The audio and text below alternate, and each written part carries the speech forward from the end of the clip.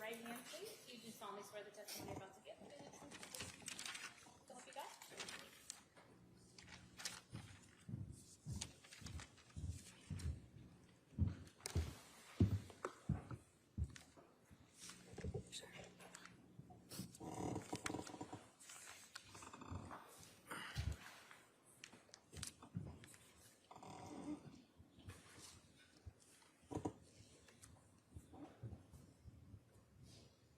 Detective, would you please introduce yourself to the jury? Yes, my name is Ryan Pillar, Pillar. Where do you work? I work with the Gilbert Police Department and have been so employed since February of 2007, so a little over 18 years. Back in 2019, where were you working? What area?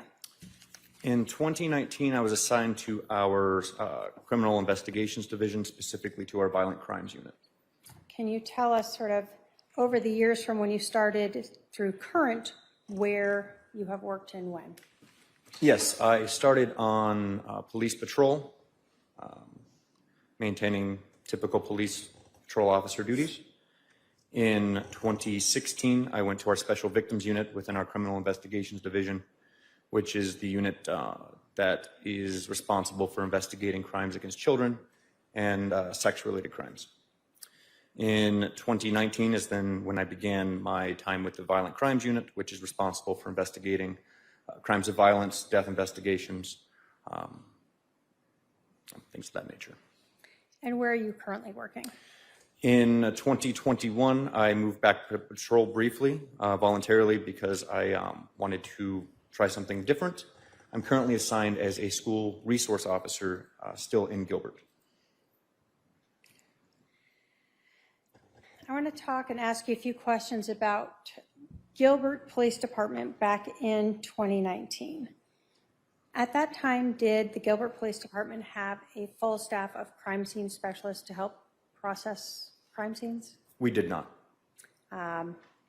Did you have basically two people? We had two individuals that were crime scene techs. And because of that, as both patrol officers and detectives, were you trained on how to process crime scenes? Yes. Can you tell us a little bit about your training in that area? Both my time on patrol and especially in my time with the Criminal Investigations Division, we received multiple hours of training when gathering evidence, everything from fingerprints to physical DNA. Although we were not crime scene technicians or specialists, we were trained on the basics of processing a crime scene. Everything from basically from photos to collecting physical evidence. Okay. In 2019 and 2020, did the Gilbert Police Department contract with other police agencies to do forensic lab work? Yes. So, for instance, we just heard from DPS. Is that someone that the Gilbert Police Department worked with? Yes, we work with Department of Public Safety, DPS, Mesa Police Forensics, Phoenix Police Forensics. I want to talk to you about Wednesday, October 2nd of 2019. Were you on duty that day? I was. And were you called out to a home at 3875 East Phelps Road in Gilbert, Maricopa County, Arizona? I was. Do you recall what you were doing, like where you were prior to responding to that scene? Yes, I do. I was actually in a meeting with our Violent Crimes Unit. We have weekly squad meetings. We were discussing cases that we were working when a sergeant came in and said, hey, we have a active shooting investigation and we need you to respond, which at that time myself and assisting detectives responded out to the 3875 East Phelps address. Do you recall approximately when you got out there? Yes, the time that we arrived on scene was approximately 10:30 in the morning. The originating call was approximately 09:13 hours, so a little over an hour by the time we got on scene. Can you describe the scene when you arrived? Yes, when we arrived, I positioned my vehicle. So we have unmarked assigned police vehicles. I parked my car east of the target address of the 3875 Phelps address. The street was blocked off with patrol vehicles both on the east end of Phelps and west end of Phelps to prevent traffic from traveling down that roadway. Additionally, there was crime scene tape set up, yellow police tape, to both prevent any further persons entering or exiting the crime scene that was established by patrol officers, and a couple cones within the roadway that I later learned about. So who were the other detectives that came or arrived on scene that morning? The initial responding team was myself, Detective McDermott, Detective Biggs, and Detective Ferrer. We were the first 4 detectives on scene. Others later joined. Okay. When you got on scene, do you recall being given any type of briefing or overview about what patrol had learned or established? Yes, so typical response for detectives arriving on scene. The patrol officer or patrol sergeant will brief all the detectives once we arrive there. I do not recall specifically who briefed us that day, but we were provided with the names of the individuals involved, the address, the approximate time for the call for service, and a basic rundown from the initial interviews obtained from officers at that scene. Did you at some point go to the driveway of 3875 East Phelps to look at the vehicle itself? Yes. When you were looking at that vehicle, did you see the damage to it? Yes. What do you recall seeing? Well, upon walking up to the 3875 address, there was a black colored Tesla in the driveway. The front driver's side door was open, as well as the back driver's side door. There was glass partially on the driveway, as well as partially in the landscaping. While getting the scene walkthrough, which a walkthrough is when a patrol officer or the sergeant, again, I do not recall specifically who, but they will typically walk us through what they have at that point and explain what they've gathered so far. So this photograph that's on the screen now is accurate to what I initially saw, to include a up-close visual of the door. It's not the door frame, it's the vehicle frame that went above the driver's side window that was previously affixed to that vehicle. Did you, well, let me ask you this. Have you seen vehicles that have been shot before? Yes, yes I have. You're familiar with what, you have seen bullet holes in cars before? Yes. I'm going to put up, that was Exhibit 25 we were talking about. This is Exhibit 28. Did you see this damage to the Tesla? I did see that damage, yes. When you saw that, what did you believe that to be? I believe that to be a bullet hole. Was that consistent with other bullet holes you had previously seen in other vehicles? Yes. What about this made you believe it was a bullet hole? Both the angle, the fact that it went through metal, there's up close, you can actually see some scraping that's along that metal edge. The cleanliness, if you will, of that damage is indicative of a fast-moving projectile. Okay. The glass that was off to the side here that we see back in Exhibit 25, did you notice that when you came and walked around? I did. And a different photo, one sec.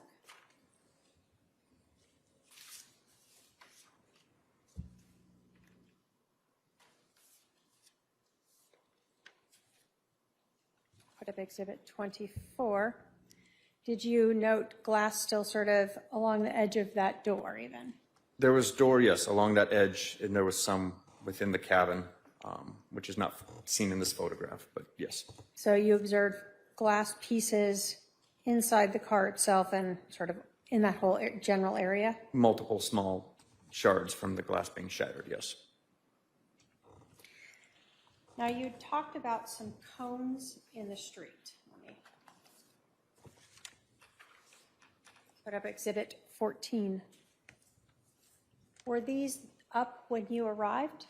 Yes, those cones were placed prior to my arrival and were in that position when on scene. What did you understand those to be from?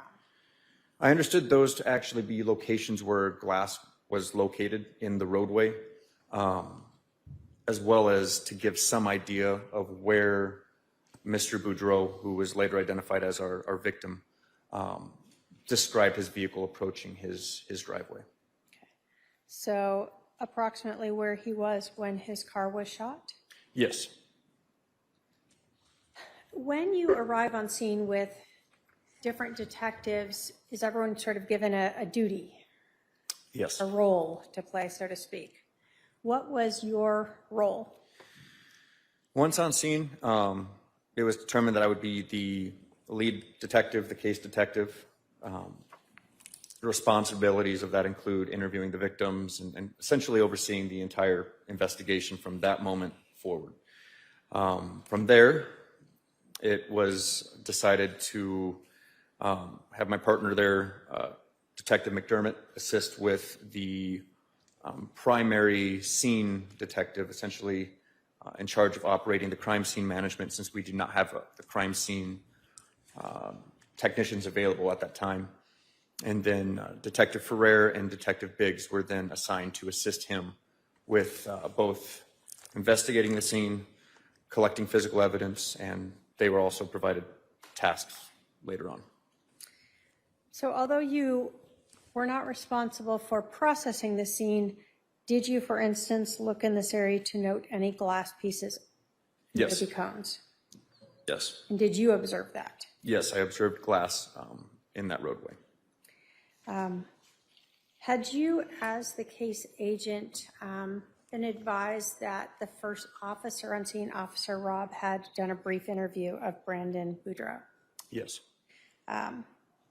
Is that normal? Yes. As a case agent, did you then want to do a more in-depth interview with Mr. Boudreau? Yes, this is typical for any investigation. Of course, uniformed police officers will arrive. When they gather enough information to determine this is going to require some further investigation, they'll contact the Criminal Investigations Division. So Officer Robb did have the initial interview, albeit brief, and then she provided that information. Now, we hear about body-worn camera. As a detective, did you have a body-worn camera? I did not. So when you decided to interview Brandon Boudreau, did you record that? I did record that. How did you record that? At that time, body-worn cameras were not as used as much as they are now. So I did not have the body-worn camera. However, it was common practice both in Special Victims Unit and specifically in Violent Crimes Unit on October 2nd of 2019 on this case to use a digital recorder, which is a simple digital recorder that has press, play, record, stop. That's how I captured the audio. When you arrived, do you recall where Brandon Boudreau was? I do. Where was he? So when I arrived, I was, again, we briefly walked through the scene. There were 3 males sitting on the north side of the street directly across from the 3875 Phelps address. On this particular day, it was pretty warm outside. October 2nd in Arizona, yes, it was warm. They were seated, in this photograph here, this is a good representation across the street. There were 3 males sitting there. I did not know who was who yet, but once I got the basic idea of the layout of our crime scene, I walked over and introduced myself. So we have Exhibit 9 here. They show where you had contact with Brandon Boudreau. Yes. So when you went over there, did you know at that time whether or not the other 2 individuals had been present during the shooting? I did not. Okay. Did you go over there and ask to find out who Brandon was, which one was, and if the other 2 knew anything about the case? Yes, I tend to be a little more social, so I introduced myself, tried to keep it lighthearted despite it being a serious situation. I confirmed, I believe the friends were Chris and a Mark, I don't know their last names. And then Brandon identified himself as being the resident at that house involved in this shooting. Once that was gathered, I asked the friends if they were there prior to or during the shooting, and they said no. They were simply there as support.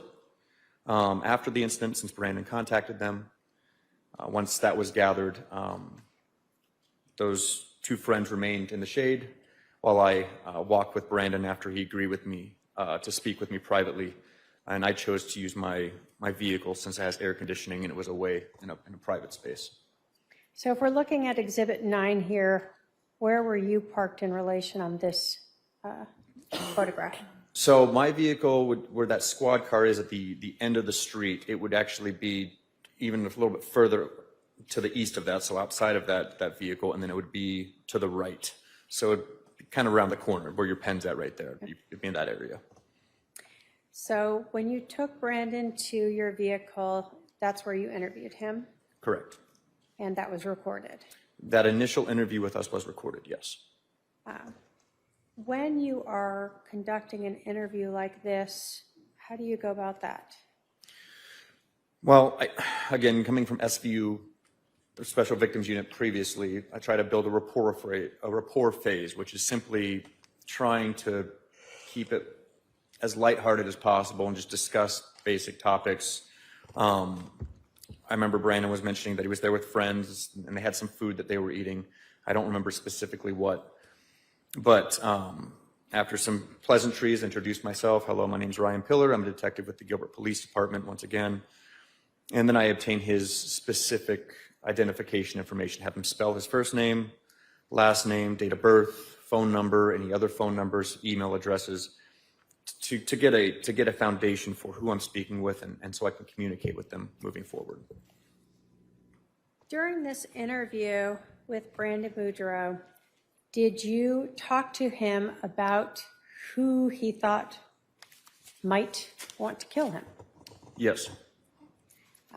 And did Brandon provide you with the names of some people he thought might want to kill him? He did.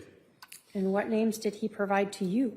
He provided the names of Lori Vallow and the name of Alex Cox. Did he advise you that there had been an incident that occurred in Chandler in July of 2019, and that was some of the reason for him identifying them? Yes. During your interview with Brandon, let me ask you this. Prior to talking with Brandon, when you were briefed, did you receive information regarding the vehicle that had been identified by Brandon as being used that shot at him? Yes, I was provided a description of the vehicle that shot at him, or where the shot came from. When you spoke with Brandon in your car, was he consistent with giving you the same information? Yes. Did he describe the Jeep for you? He did.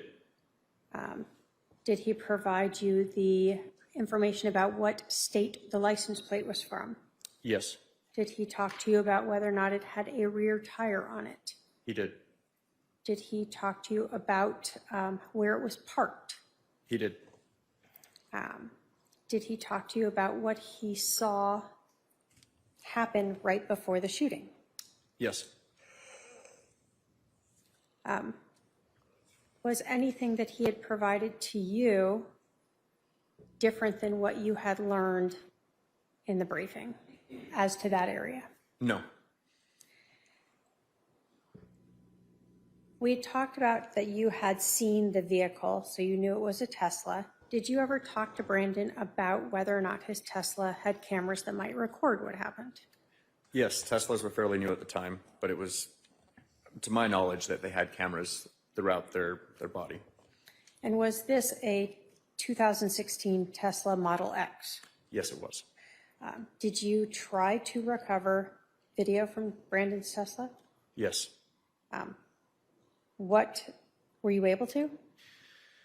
Unfortunately, no. We were unable to obtain any of the video data in this vehicle, particularly because it did not have a storage device installed within it, which was also later confirmed by contacting Tesla directly. And there was no video saved from this event. So you both looked yourself and then contacted Tesla to make sure that there was no other way that video would have been saved? Correct.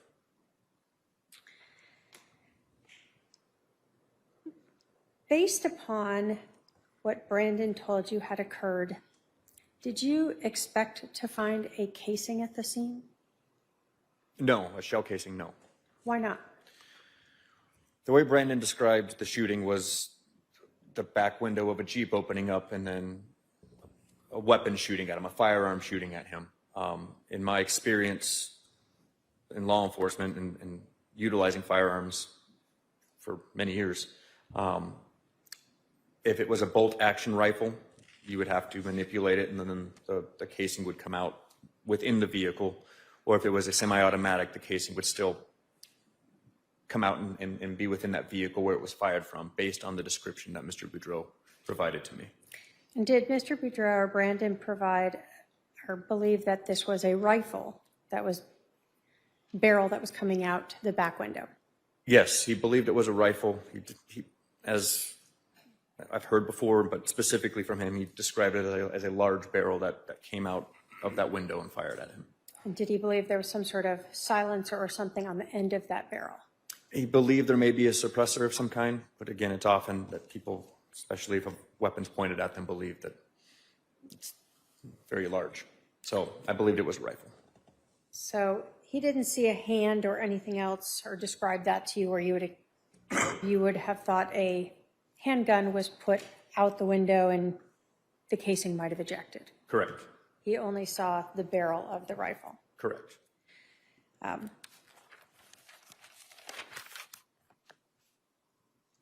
Were you present when the fragments were collected or located in the Tesla? I was not present when the fragments were located and extracted from the vehicle. I was present after my interview with Brandon, and I returned to where it was in the process of, and they had collected the fragments. Did you see where they had been removed from? Yes, there was an extensive period of time focused on that bullet hole and finding as much as we could.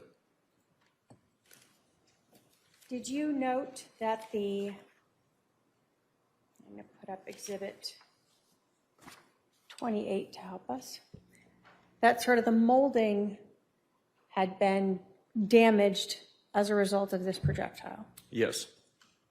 And for this vehicle, we had seen in Exhibit 25 that there's no sort of metal frame around the top of the glass window, correct? Correct. Was it your understanding then that the window kind of went up into this molding in the frame of the vehicle? Yes.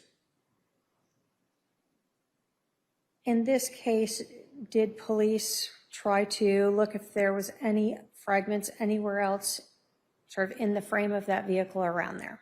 Yes, it was explained to me, and I looked as well into the bullet hole itself, and a lot of that rubber casing that you see surrounding that was pulled away and removed and inspected further to find any further fragments of that projectile.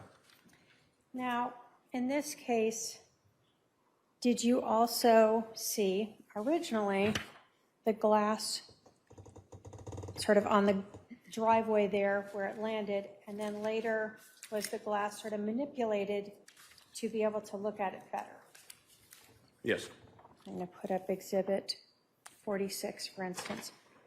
So was the glass looked at, and even 47, and kind of spread out to be able to look at whether or not there was damage to it other than that the whole thing was shattered?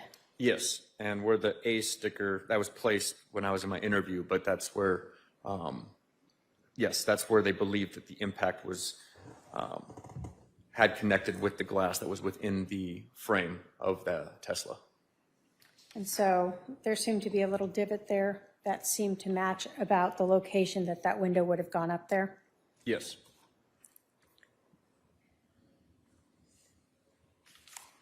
Now, because only fragments of that projectile were recovered in the frame of this vehicle, did police search elsewhere to see if you could recover any other fragments? Yes. And can you tell us what was done to try to see if you could find those? Well, aside from spending a couple hours on the Tesla itself looking for any fragment, which ultimately recovered 4 small fragments, we searched amongst the glass there, and then we started within the roadway where we could best determine the gunshot collided with Mr. Boudreau's Tesla. We started there. Well, let me back up. We had additional detectives respond to our scene. By early afternoon, there was 14 detectives total, and they were assigned with canvassing the neighborhood and the route that Mr. Boudreau provided as far as where he traveled after the shooting, as where the Jeep traveled after the shooting. We assigned detectives to canvass the entire neighborhood for any type of surveillance and contact any potential audible or visual witnesses. After that task was completed was when we did something called a line search. So it was not all 14 detectives at this point. I believe there was about 10 or 11 of us, where we stand, as it sounds, in a line, essentially shoulder to shoulder, and walk that roadway, the entire pathway where Mr. Boudreau described where he drove, from the point of impact of the shooting, westbound on Phelps towards Cole. We then went northbound on Cole, passing Waite, which we'll get back there, but passing to the point where he said he stopped his vehicle near a park or pool, a community pool area. We really searched that part because that's where he said he turned his vehicle around. So we searched for any additional glass or fragments. We then proceeded to walk back down Cole, eastbound on Waite, continued our line search, and then ultimately southbound on Fisher, and then back westbound on Phelps, where we got back to those orange cones. So we did a line search, and despite our best efforts to include using a metal detector, no other fragments were located. Seeing how small those fragments are, you're just trying to find something that might flash or stand out as you're looking on the asphalt. Mm-hmm. Were you surprised you didn't find anything? Surprised, no. Disappointed, yes. But It was a very long distance. You were looking for very small, tiny pieces of metal. yes, and it was warmer as the day went on. So. Now, you said that officers also contacted residents around that neighborhood to look for any surveillance cameras that might have caught anything. Correct. On Phelps, did anyone that was immediately around this area have any ring cameras or any other footage that would have showed this? That showed the street area where the Jeep was? There was no video surveillance of the street area on Phelps. Okay. During this investigation, did you ask Brandon for his phone? Yes. Why did you want his phone? At this juncture, very early in the investigation, we don't know the complete motive. We don't know the involved parties. He's telling me a story, sure, that he provided some names, but to really know any possible motives or leads, people's smartphones have a lot of data, and he voluntarily turned that over. He completed a consent form, which is what we do when we want to have somebody willingly consent to us searching their device, because it is quite intrusive.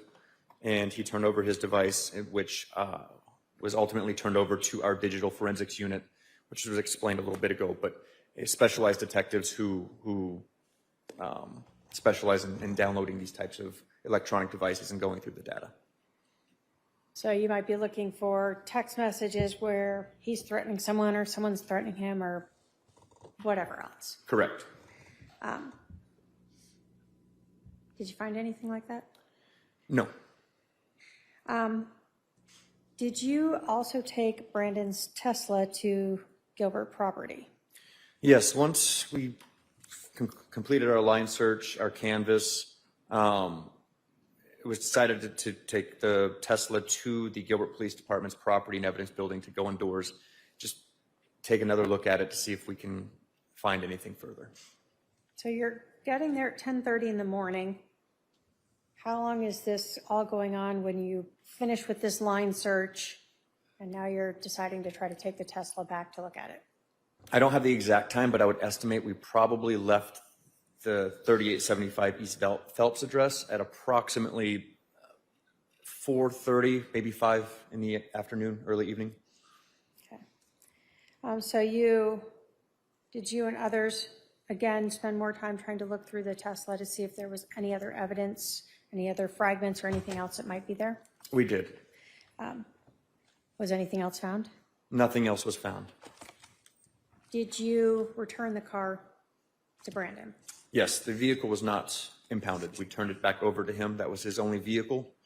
So once we made our final search of everything we could regarding that bullet hole and the surrounding areas within it, it was turned back over to Mr. Boudreau. During your interview with Brandon Boudreau, he advised you of that incident that occurred in Chandler on July of 2019 involving Lori Vallow and Alex Cox. Did you reach out to the Chandler Police Department? Yes. And did you learn from the Chandler Police Department that Lori Vallow had a 2018 Jeep Wrangler with Texas plates LWD 0997 in her garage on that July 11th of 2019? Yes. Did you learn photographs had been taken? Yes. Were you provided with copies of those photographs? I was. When you learned that license plate, were you also able to run that and get information about the Jeep? Yes, we did an MVD records check, which is a simple license plate check, which will provide the registered owner and their information and vehicle information. So by October 9th, you had the license plate number and VIN for that Jeep. Yes. Now, as a case agent, are you the person who is responsible for interacting with the listed victim in a case? Yes. And was it your common practice to give out your work number to any victim so they could reach you? Yes, both this case and any case I worked, I would regularly give out my direct work cell phone number, my name. I encourage them to text me and call me as needed, with the caveat that I'm not always available, but if you leave me a message, I will respond. So as a detective, you actually are provided a work cell phone for that purpose? Yes, ma'am. And all of their detectives are given the same sort of thing, a work cell phone, so that victims and witnesses can reach them? Yes. On October 14th of 2019, did you learn from Brandon that Melanie was moving to Idaho? Yes. Were you able to confirm that with her? Yes. Did you learn during this investigation that Lori Vallow had moved to Rexburg, Idaho? Yes. Did you learn in this investigation that Alex Cox had moved to Idaho? Yes. So in October then, Melanie joined them in Idaho? Yes. On October 16th, did you learn that a license plate reader had recorded Lori Vallow's Jeep with that Texas plate LWD 0997 on the I-40 on October 1st of 2019? Yes. Was that reader located in Holbrook, Arizona? Yes. How long before the shooting of Brandon was Lori Vallow's Jeep seen on that I-40 heading towards Phoenix? That Jeep was seen on the I-40 heading towards Phoenix approximately 26 hours and 30 minutes prior to the shooting at Brandon Boudreaux. In particular, the LPR, the license plate reader, has cameras. This was a DPS camera, if I recall correctly. Took a picture of the Jeep Wrangler with the Texas license plate LWD-0997. And there was no wheel affixed to the back of the Jeep Wrangler, which Jeep Wranglers are typically have that wheel affixed to the back of them. In this image, 26 hours prior to the shooting, the wheel was not affixed to the back of that Jeep.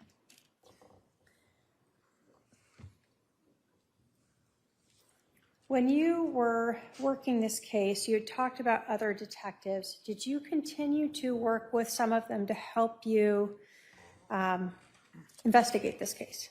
Yes. Were you working with Detective McDermott during this case? Yes.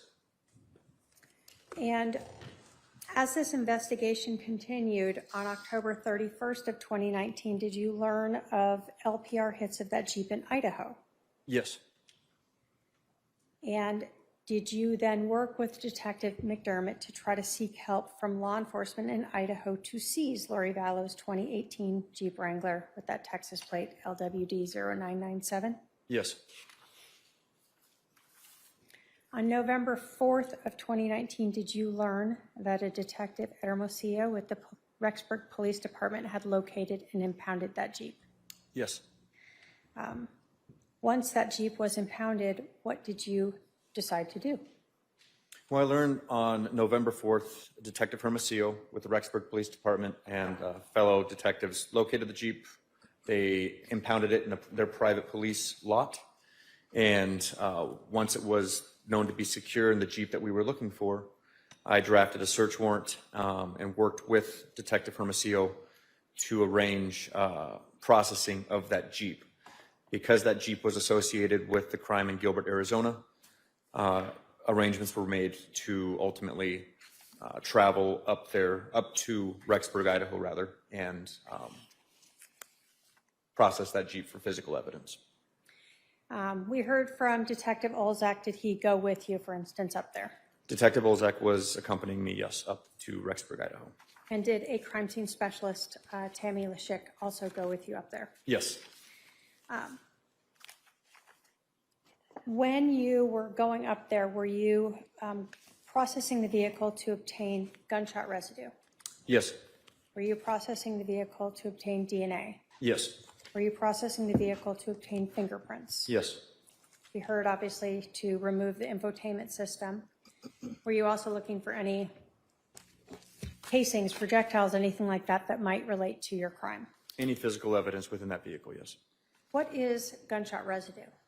Gunshot residue, short is GSR, is small particulates that are exerted from a firearm when it is discharged. So when you shoot a gun, these small particulates go out. They can go up to 5 feet, is what I've been told. I am not a GSR expert. However, they do go out in a, best way I can describe it, a smoke-like explosion fashion. And they can both go on clothing, hands, and surrounding areas, depending upon how small the physical environment is. So in this case, well, let me ask you first, have you collected GSR yourself before? I have collected GSR before. Can you describe for us what you use to collect GSR?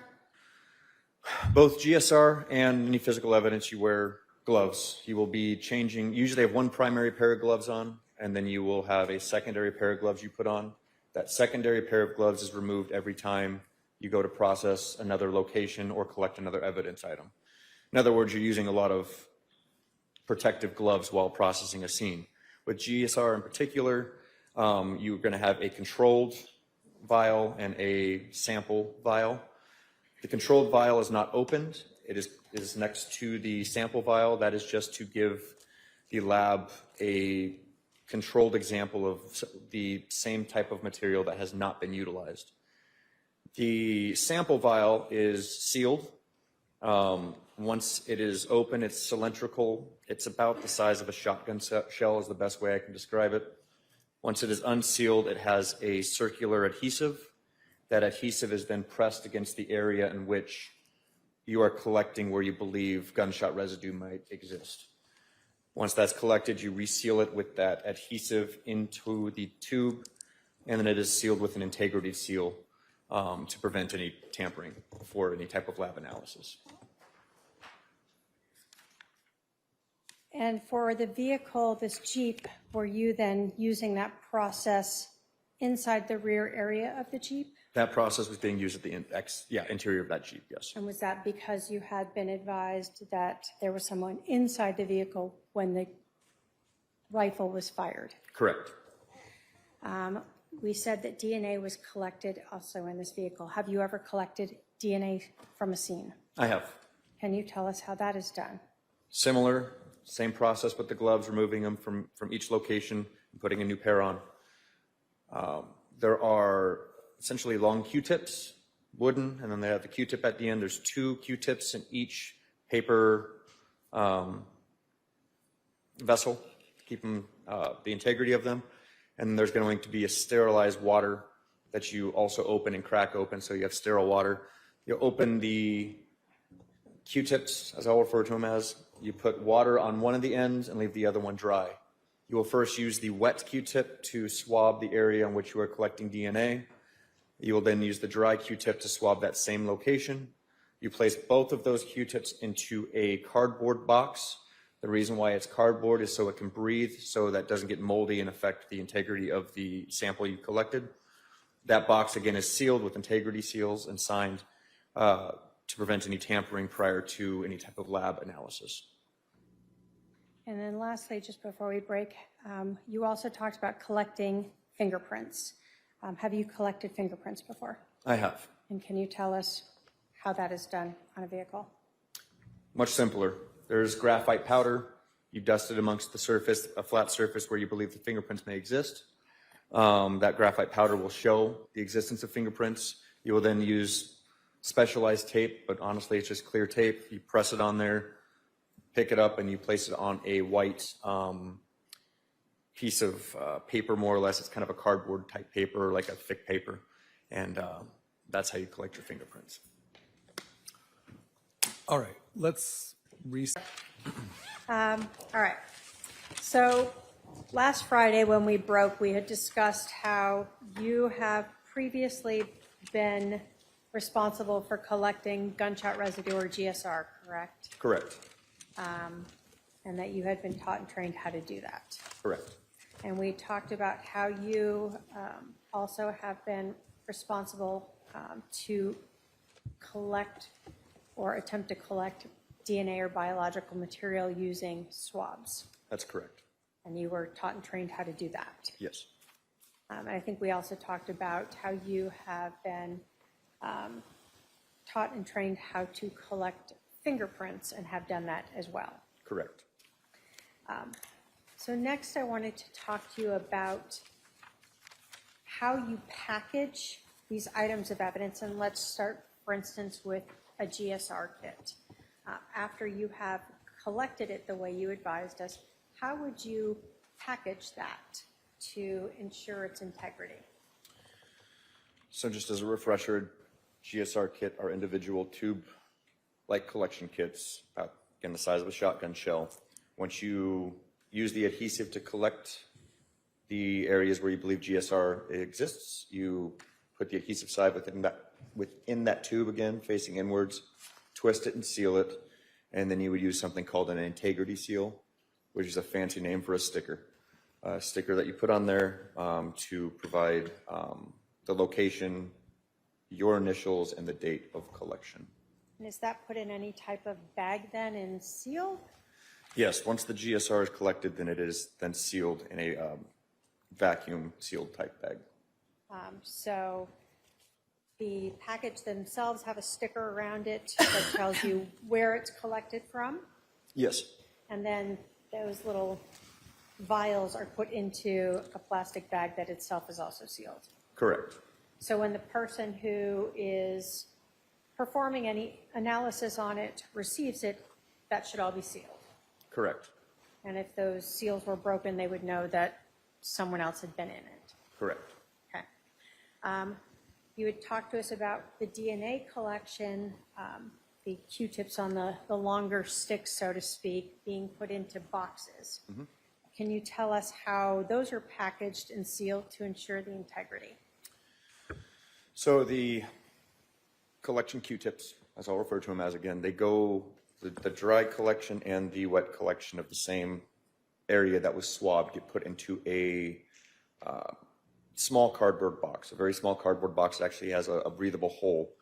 That is sealed, but then that collection then gets placed into a paper envelope, which is then also sealed with an integrity seal, and the location, initials, and date are put on that envelope.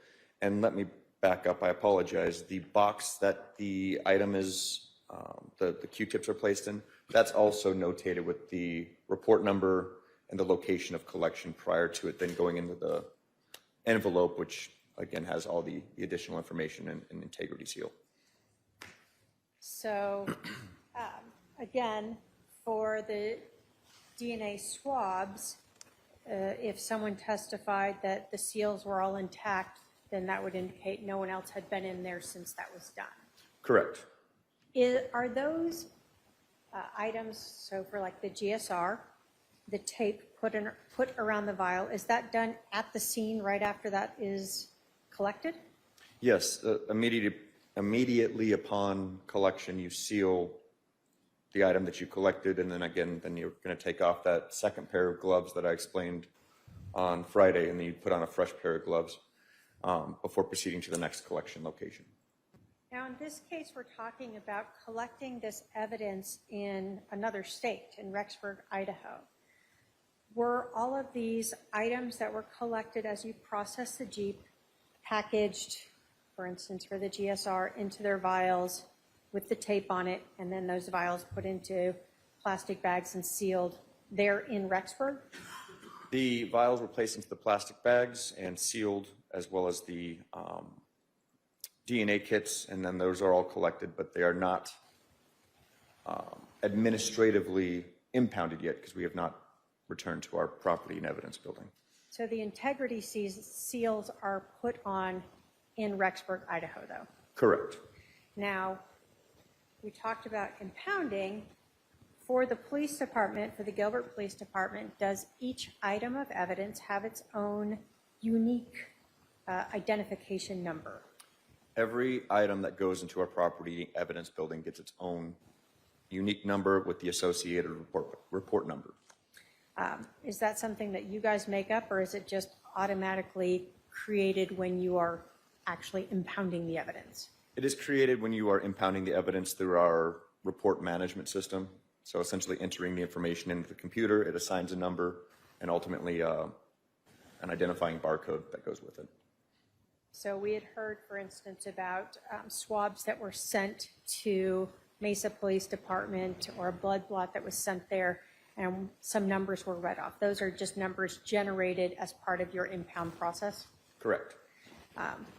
But the protection and the integrity is what you or your crime scene specialist are doing at the scene itself?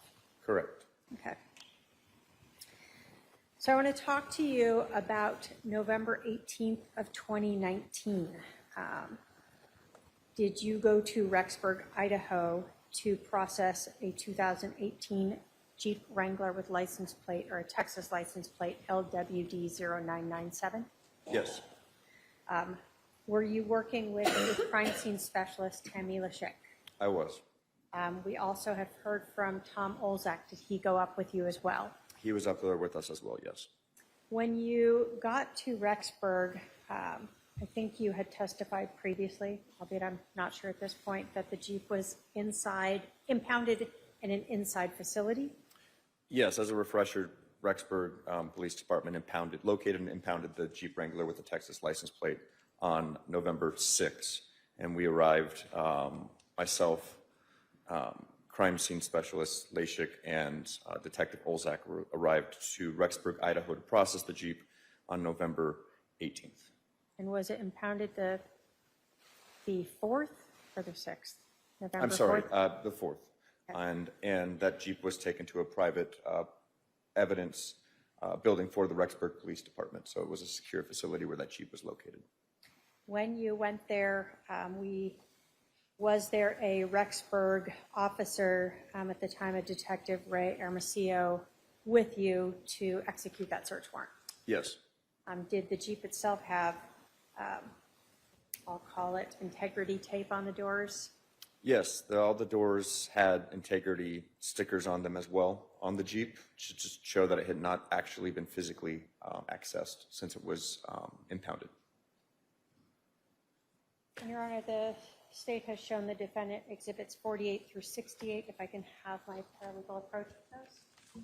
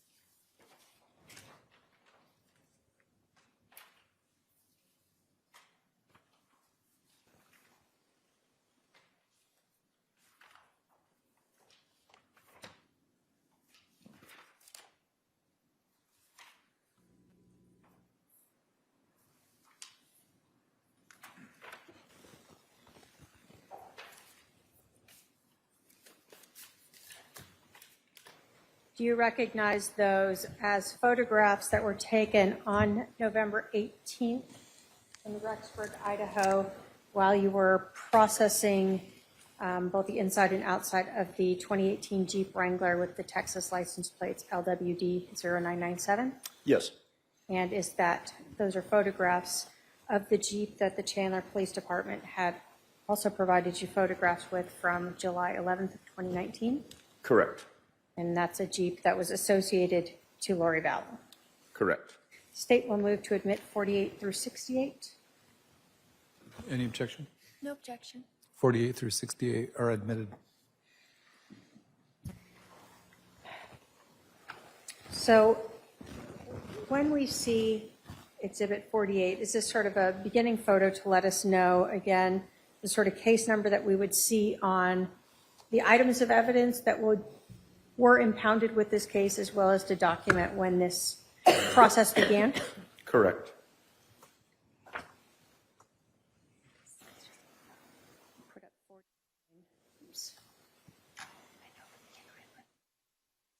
What do we see here? That's a picture of the Jeep that was impounded at the Rexburg Police Department's impound building. If you notice on the door, around the door frame here, these red stickers, and I believe there's closer up pictures, but those are evidence seals. So again, you can't access that vehicle without damaging those seals. Exhibit 50, does that again show some of those seals? Yes, the integrity seals. We had also heard and seen a photo from Dan Moss. Did this vehicle have a sticker here in this corner? Yes. Was that associated to Texas? Yes, it is. It was. 51, is that sort of showing a closer up of those seals that the vehicle was still in that same shape from when it was impounded? Yes, they're showing that all doors have been sealed. Exhibit 52, can we see on this the tinting on this vehicle? Yes. Were you able to see into the vehicle? No, not without actually getting up close with a flashlight. With a flashlight? Yes. Exhibit 53, closer up of the seals and the tinting on that window? Very dark.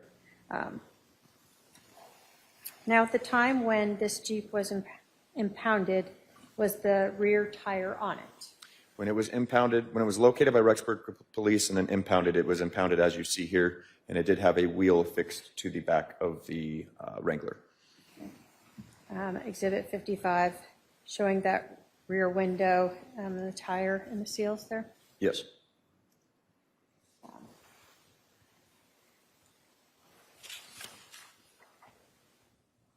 And then again, showing the seals in 56. 57 is that sort of a whited out, and 58, a photo of the license plate. Yes. So that's the license plate that, again, was associated to Lori Vallow's Jeep Wrangler. Correct.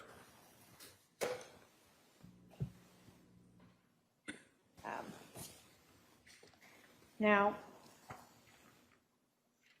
in Exhibit 6 here, we're seeing sort of how the rear window here that was described by Brandon as going up is able to move upward. Yes, and if you look in the same picture towards the bottom left, you'll notice that the door actually has to be open because the door is what actually has the wheel affixed to it. If that wheel is not there, that window can be open without bumping into the wheel.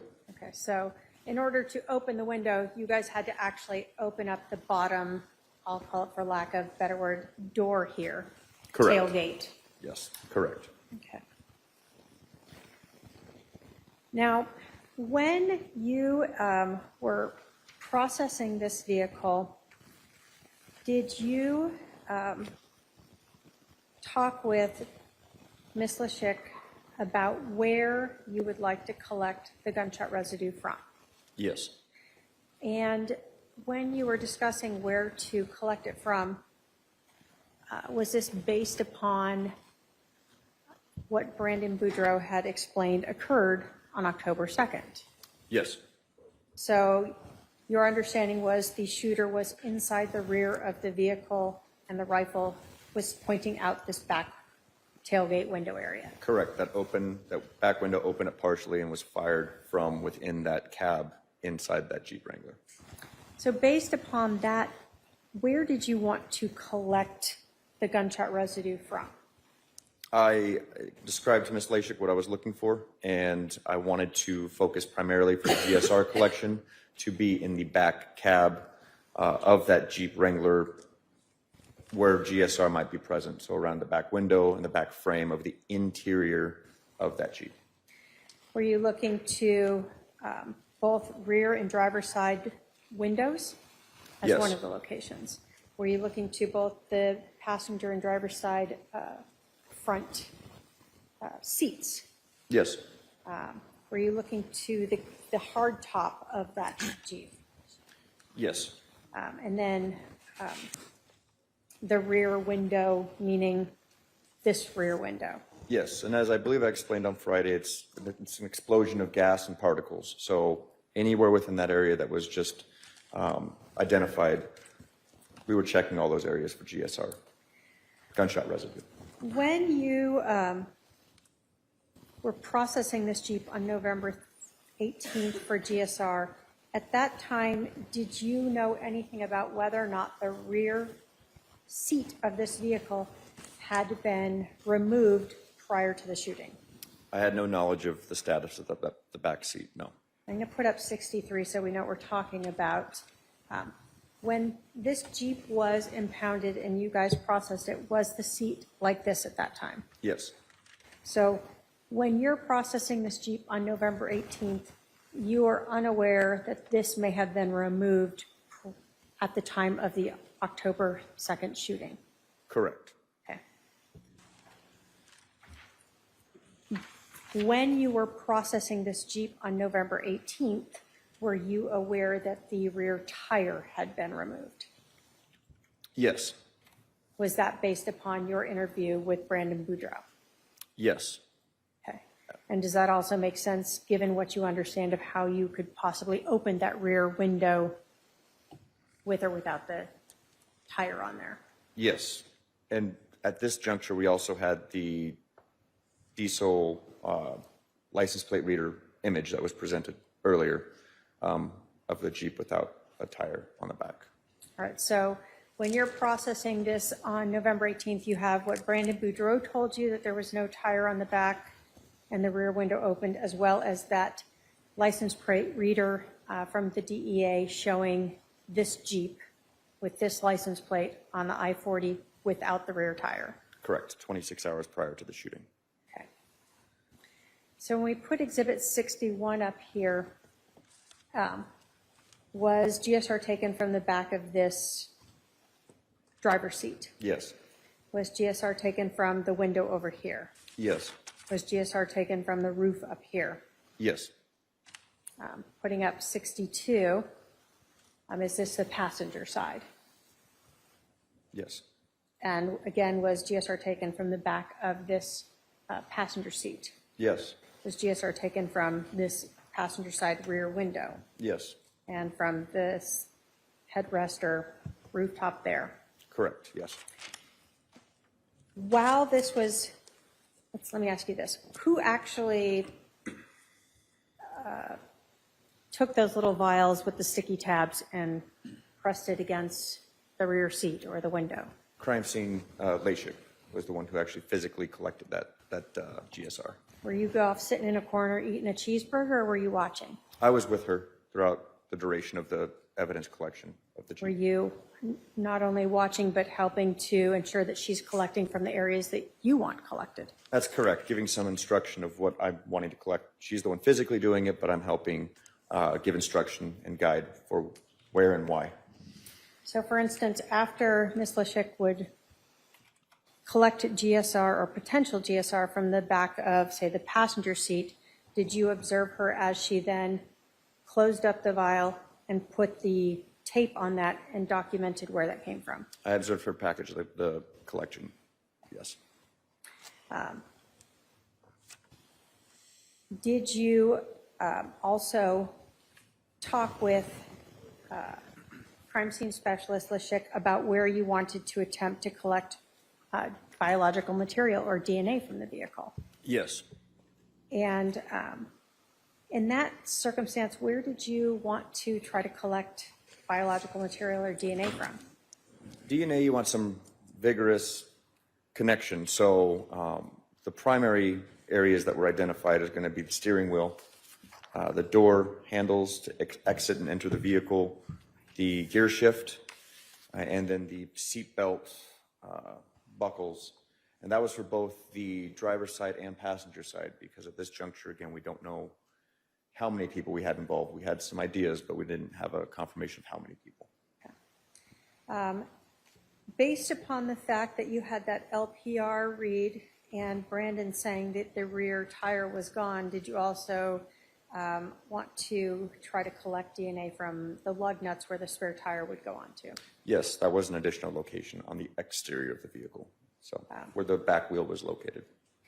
Did you watch as crime specialist Tammy Lashik swabbed each of these areas that we've discussed? Yes, I watched her take the DNA swabs. Did she follow the same process that you have explained of first putting on the gloves, the second pair?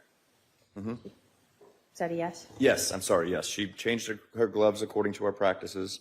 Did you see her put the distilled water onto one of the Q-tips and, for instance, use that on the steering wheel? Yes. Did you see her then take the dry one and swab over the steering wheel with the dry swab? Yes. Did you see her put those into the box? Yes. And did you see her then seal and document each box after that collection? Yes.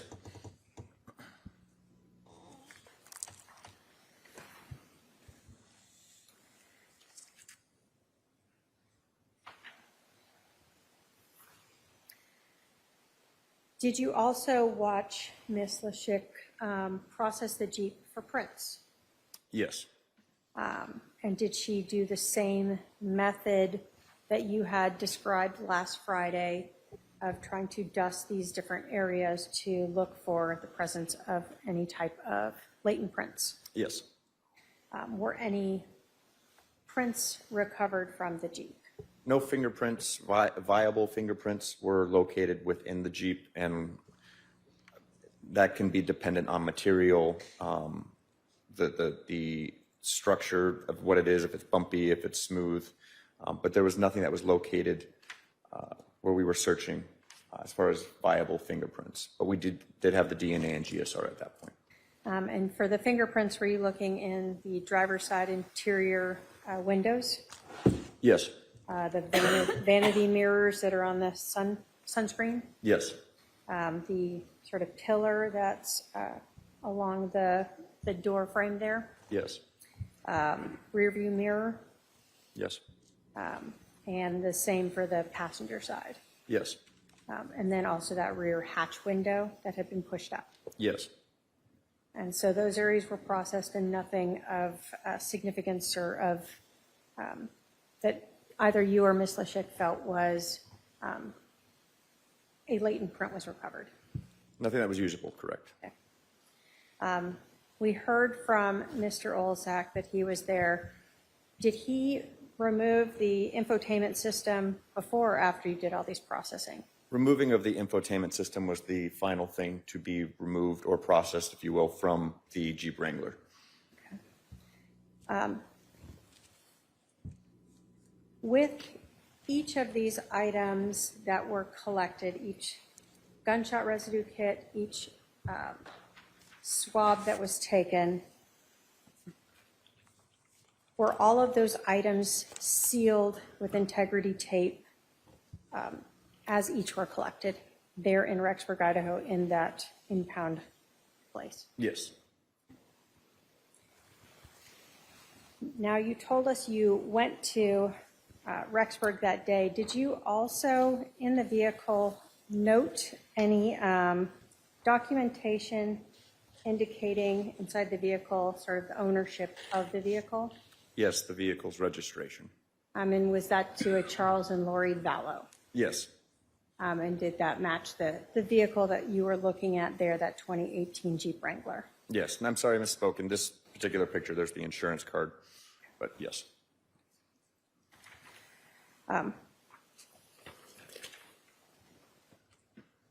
You told us that each item of evidence is sealed with integrity, but then provided a impound number, correct?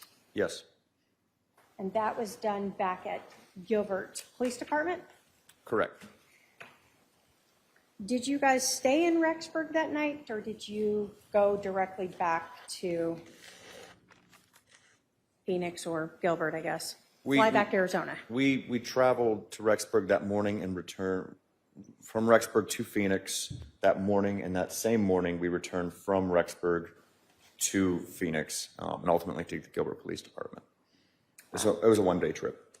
So we saw in the beginning that you guys began this around 10 a.m. in the morning. Do you recall approximately how long you were processing the Jeep? I would have to estimate approximately 3 hours. And so after that processing, you guys got back in a plane and came back to Arizona. Correct. Were those items of evidence then taken to the Gilbert Police Department to be impounded? Yes. Were there 2 GSR kits? Well, let me ask you this. Each gunshot residue kit, does that have 3 vials in the kit? Yes. And so are they all kept together in their own separate plastic bag? Yes. But each vial is individually sealed inside of there? Correct. And so were there 6 of those GSR vials used to process this Jeep? Yes. And then were there 2, I guess, kits impounded into property? Yes. And were they impounded as items 645-886 and 645-888? Yes and yes. Were you present when those were impounded? I was not. Did you eventually send these items to be tested by, for instance, the GSR Phoenix Police Department? Yes. And so when you send those, are you sending the sealed item that has the integrity tape on it, as well as the report number that was written on it by Ms. Leshik in your presence? Yes. So the only change would be that that sealed bag now was given these numbers when it was put into your system. Correct. And then did you use those numbers to send those items to, for instance, Phoenix Police Department? Yes. Okay. Again, for each of the swabs of the Jeep, were those each impounded individually? Yes. So each box that's then put in a a paper envelope is impounded individually and given its own individual number. That is correct. And then did you use those numbers so that you could send those to the Mesa Police Department so that they could be tested? Yes. Did you then, when you were sending those to the Mesa Police Department, again, note that each of those integrity tapes are still intact as you are sending them to another agency to be processed? Yes. And did you then send to the Mesa Police Department the swab for the steering wheel is 645889? Yes. And the swab for the passenger seat belt buckle as 645890? Yes. And the swab for the driver's seat belt buckle as 645891? Yes. And the swab for the gear shift as 645893? Yes. The swab for the passenger interior door handle as 645894? Yes. The swab for the lug nuts of that spare tire is 645895. Yes. The swab for the driver's side interior door handle is 645896. Yes. We've also heard today about a blood blot, a sample of blood from Alexander Cox. Were you present when that was obtained on December 14th of 2019? I was present for that, yes. And was that obtained for a DNA comparison to those swabs that were taken from the 2018 Jeep Wrangler that we've been discussing? It was. Is that also impounded into a packaging that has integrity seal on it as well? Yes. And was that then impounded with a property ID 647961? Yes. And is that the item that we heard this morning from Emilyn Sapinoso that was sent to her for testing? Yes.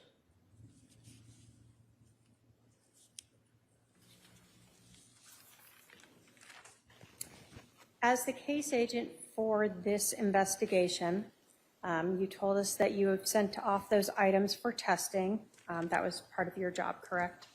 Yes. Were you also responsible for writing search warrants to obtain cell phone records? Yes. When you are writing a search warrant to obtain cell phone records, is this a search warrant sent to a court to basically order these companies to send you records within those certain date ranges and items that they're to send you? Yes, you complete an affidavit explaining your reasoning to request the warrant, send it to the Superior Court for a judge to review, and if approved, that warrant will be signed, and then we will then serve, in this example here, to a phone company. On December 4th of 2019, did you write a search warrant to Verizon for cell phone numbers 808-7... Yes. 480-489... Yes. 480-3... Yes. and 480... Yes. So...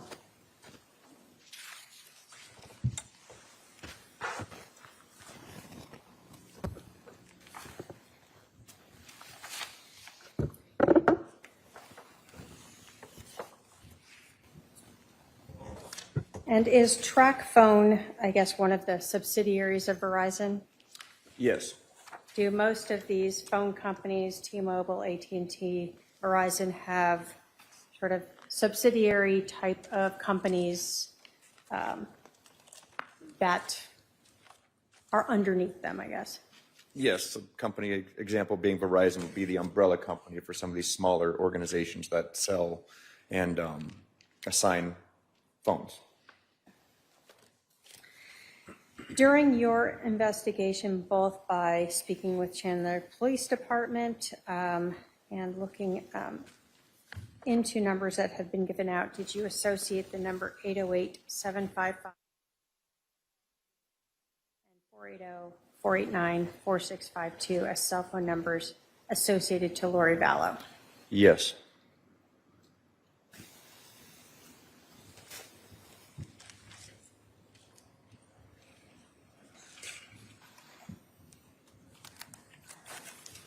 I can have my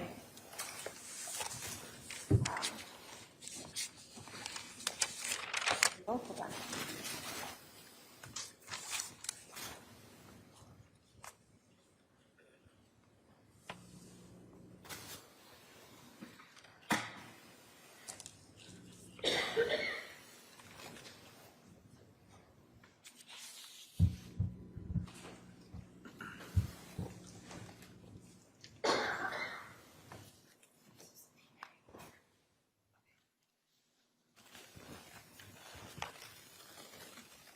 I can have my paralegal approach with 177 and 176.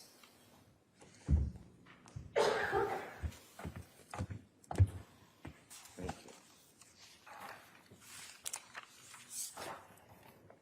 Do you recognize those two exhibits as the cell phone records, affidavits authenticating them, thumb drive of all the records, subscriber information for those two phone numbers, the 808-755-5452 and the 480-489-4652 associated to Lori Vallow?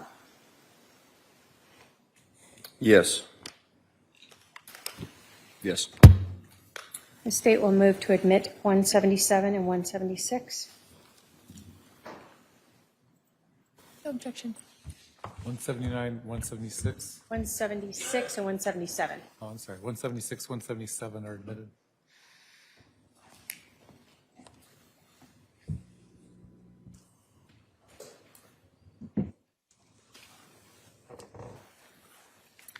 We've heard of the number 480-351-9.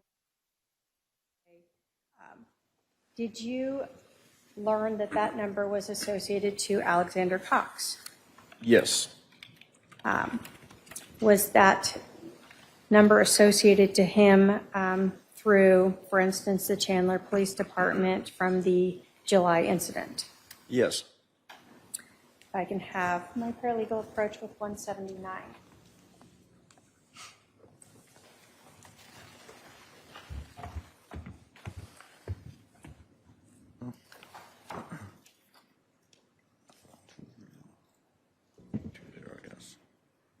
Does that contain an affidavit authenticating them, a thumb drive of the records, a print off showing the subscriber for that phone, as well as a print off of the call detail records for September 27th through October 10th?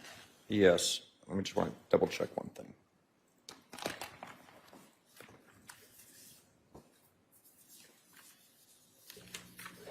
Yes.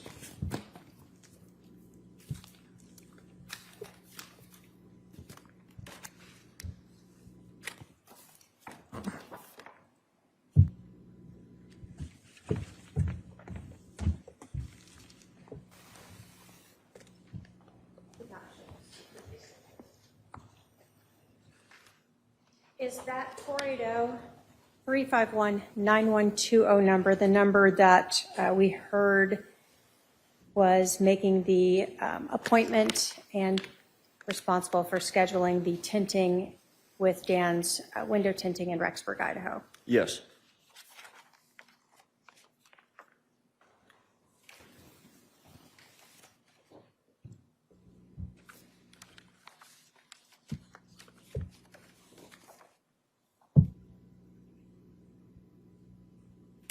State will move to admit 179. Any objection? The same foundational objection of Crawford, Your Honor. 179 is admitted.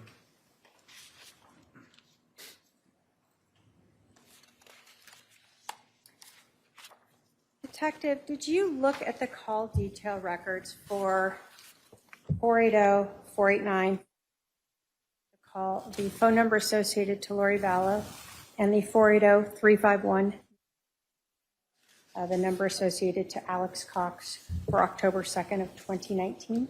Yes, I did.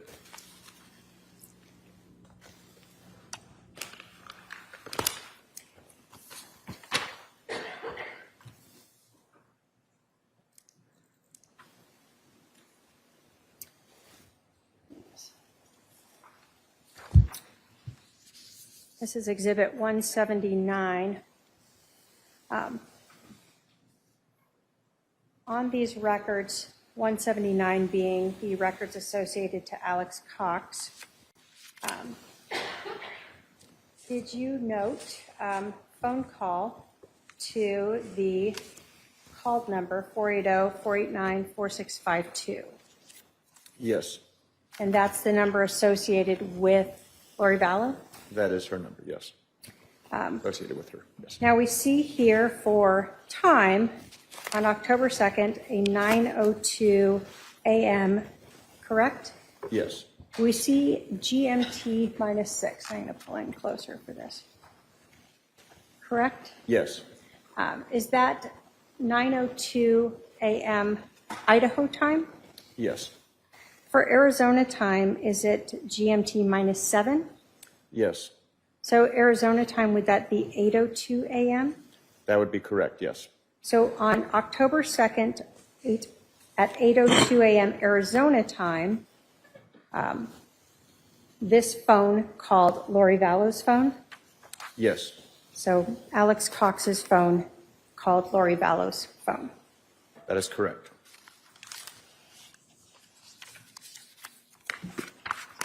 Do the call detail records for Lori Vallow's phone show that same interaction between the two cell phones? Yes, it does.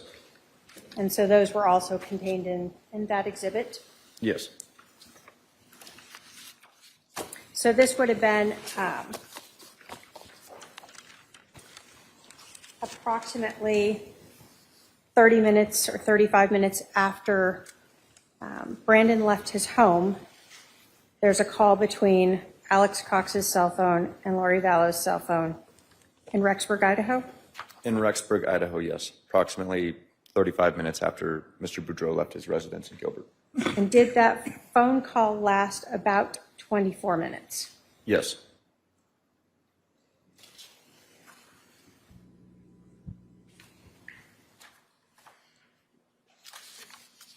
In that search warrant, did you also obtain phone records for a 480-321-9866, a phone number associated to Melanie Boudreau?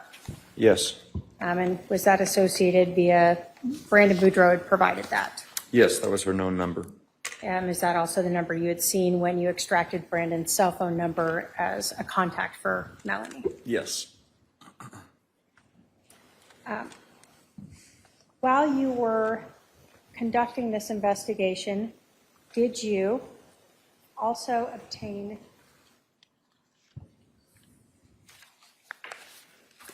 a search warrant for other phone numbers associated with Lori Vallow for 480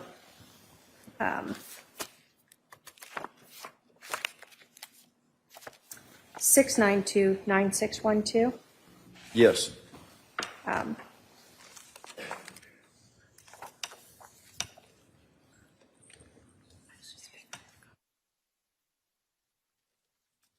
And then during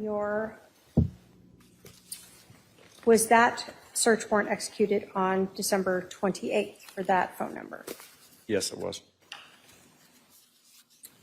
As you went into 2020, were you advised by the FBI that they had executed a search warrant and located a track phone that was used during the time frame of the shooting in the area of the shooting in Gilbert, Arizona, meaning track phone used in the area of that October 2nd, 2019 shooting on Phelps? Yes, On February 21st, did you author a search warrant to obtain the cell phone records for track phone 304-960-5998? yes. Who did you believe at that time in your based upon your investigation was using that phone? That track phone, based on the information I had at the time and the data, belonged to Alexander Cox. Sure. And then give it 180.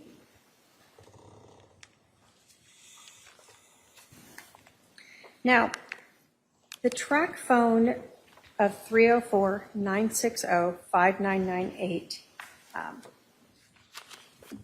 Did that have a subscriber to Alex Cox? It was subscribed to a Gmail account. Okay.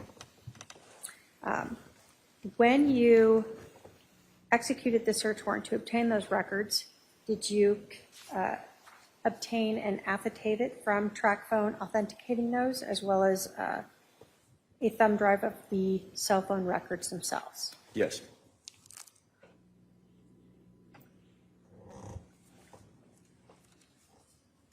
I can have my paralegal approach with Exhibit 180.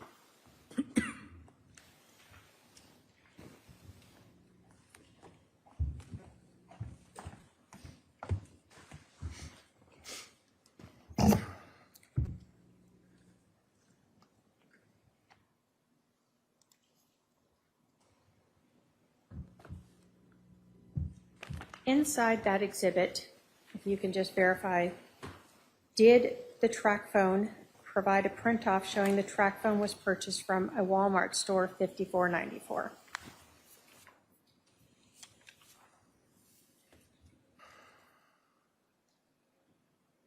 And it should be its own piece of paper. Yes, I have. I'm looking at it right now in here. But yes, I am familiar with this as well.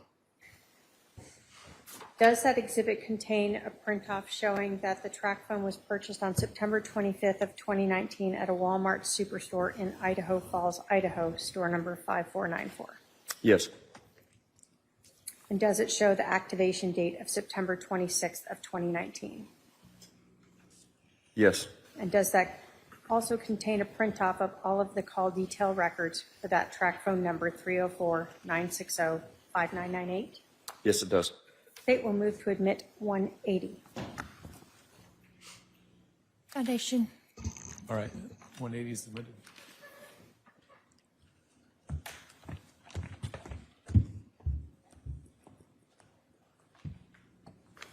When you looked at the call detail records, did they reflect that this phone was used from September 26th when it was active? After October 2nd, was there any other phone calls made or received by this phone? No, that phone is no longer seen or activated after that date. Is this the phone number we're talking about, the 304-960-5998? Yes. When you looked through these call detail records, is there only one number that ever calls this track phone? Yes. Is that phone number the only number that ever calls it, 515-402-0143? That is correct. Is that the number that we previously heard Detective Nate Duncan testify as being associated to Chad Daybell? That is correct, yes. Looking at these call detail records, does this track phone, the 304 number, call only one number itself? Yes. And is that number that is called by this track phone the 515-402-0143 number associated with Chad Daybell? Yes.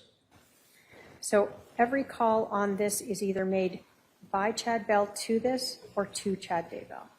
That is correct. And the call detail records, do they reflect that 515-402-0143 number associated as Chad Daybell calling and receiving calls from this leading up to the shooting of Brandon Boudreaux as well as immediately after it? Yes, prior to the shooting and shortly after the shooting, yes. When you obtained these records as well as all these other cell phone records, did you reach out to the FBI? Yes. Why did you do that? Because the FBI has resources for cell phone data analysis and tracking purposes, and we recognized at this juncture that we could use their assistance.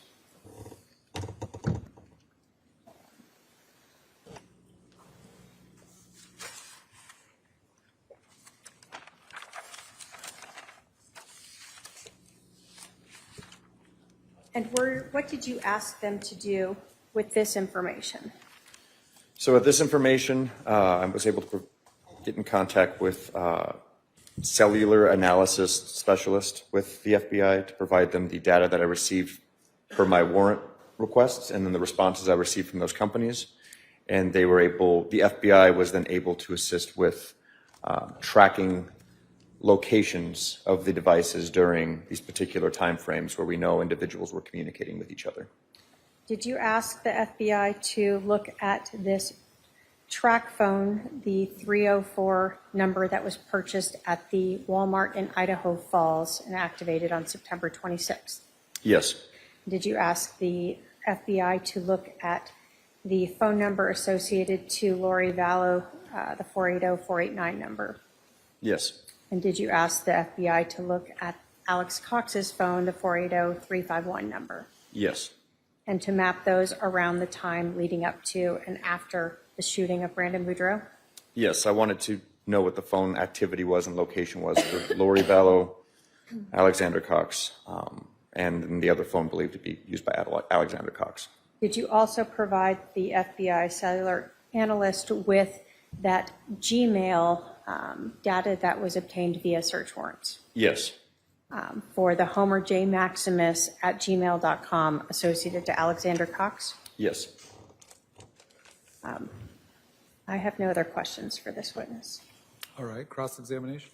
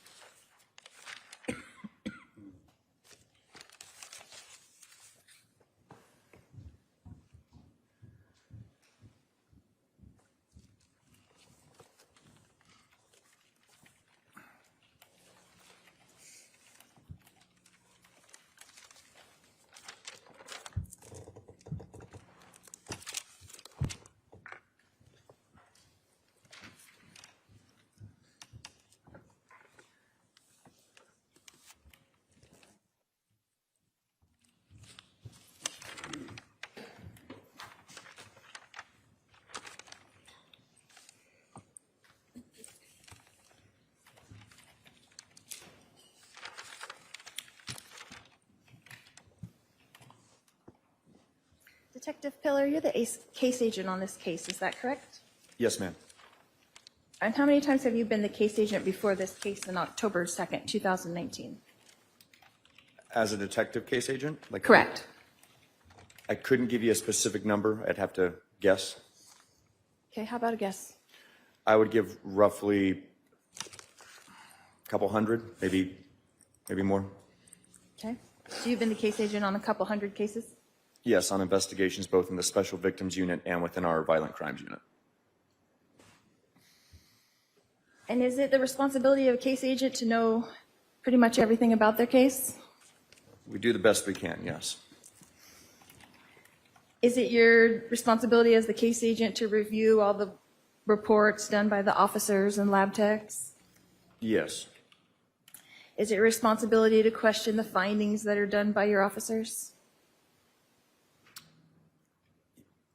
By the fellow detectives, yes. By the officers themselves, if I have some speculation or questions about the initial reports from responding officers, I might set up a meeting to talk with them. But as detectives, we're all within the same facility, so I usually can just talk with them about any questions I might have or requests I might have. Okay.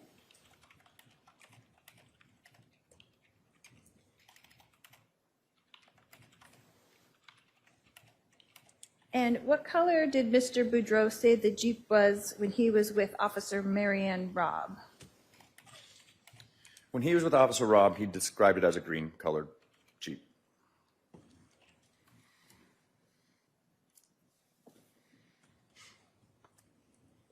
And what was the color of the Jeep that was seen by witnesses in the neighborhood? It was referred to as different colors. What I surmised it to be was a darker colored Jeep Wrangler. So did you hear dark blue?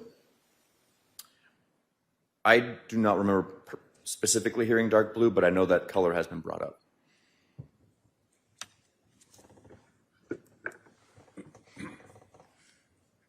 And is it your understanding that the color that Brandon pulled up on his phone to show the officers was camo green? Is that correct?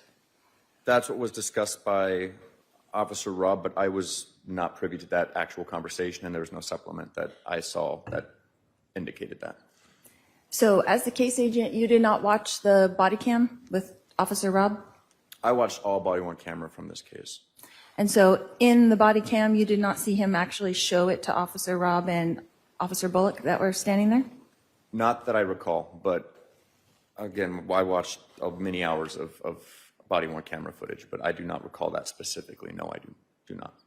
Would you like to see it to refresh your recollection? If we want to take the time to watch that. But I'm also not disagreeing that it very well may have been said or shown to be a camo green.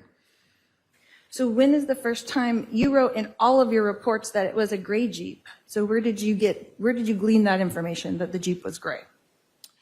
The gray Jeep came about from my contact with the Chandler Police Department on October 9th.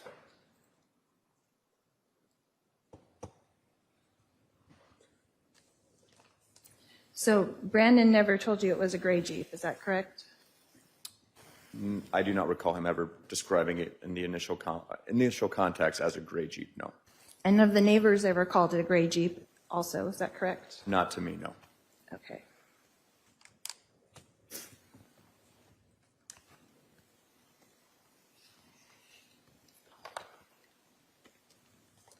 According to the police report, it stated that they found glass in the road, but only one piece was photographed. Is that correct? From the photos I've seen, yes. And then was that piece of glass that was found, one little piece, tested to see if it was actually glass from the window? No. And so did you just assume it was from the window? With the time frame from the initial call for service to officer arrival and the consistency with the other shards of glass, I believed it to be related. But you don't know that for sure at all. Is that correct? Correct.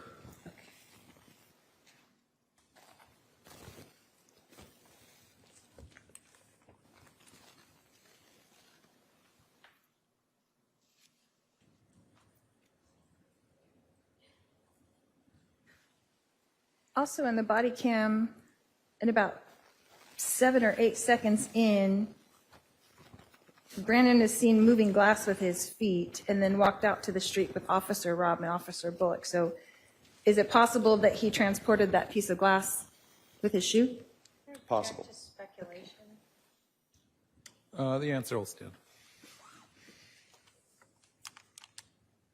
And were you present at the time when they did the comb of the neighborhood? The line search, yes, I was present. And how many people were in that line search? Approximately 11, and they were all with the Criminal Investigations Division. It was all detectives, not patrol officers at that time. And did you participate in that, in the line? I did. Okay. And was anything found in the line?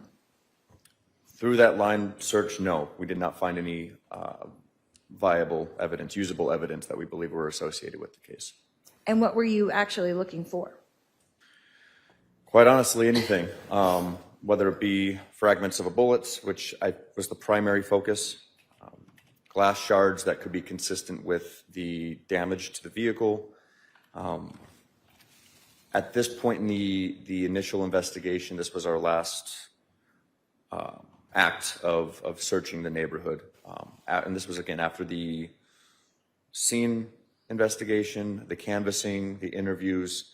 This was just one last walk around the neighborhood to see if we could identify anything. About how long did that take, that line search? Approximately 45 minutes to an hour. Okay. And you had mentioned, or someone had mentioned before about the metal detector. Was that part of that walk or something separate? Yes, that was both part of the walk and the investigation at the 3875 East Phelps address, within the glass, within the landscaping around the vehicle. And who had that metal detector? Do you know which officer had that they were searching? I couldn't say specifically who, but I know it was used.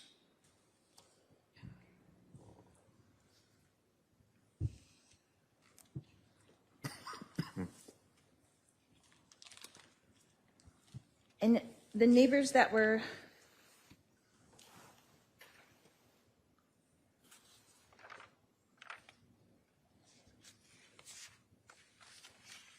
I know that Officer Rob had testified about talking to the neighbor, Samantha. Did you follow up with any of the neighbors yourself? I did not follow up with any of the neighbors myself. Those tasks were delegated to fellow detectives in the days and weeks to follow. And then, but they report to you, right? Is that correct? If there's something that is helpful, yes. Many times if they go there, they'll simply say, hey, I knocked on X amount of doors and wasn't able to make contact with residents. Or if they have no findings, they'll simply just let me know I didn't find anything. So anything helpful to go along with already what you thought had happened, though, is that correct?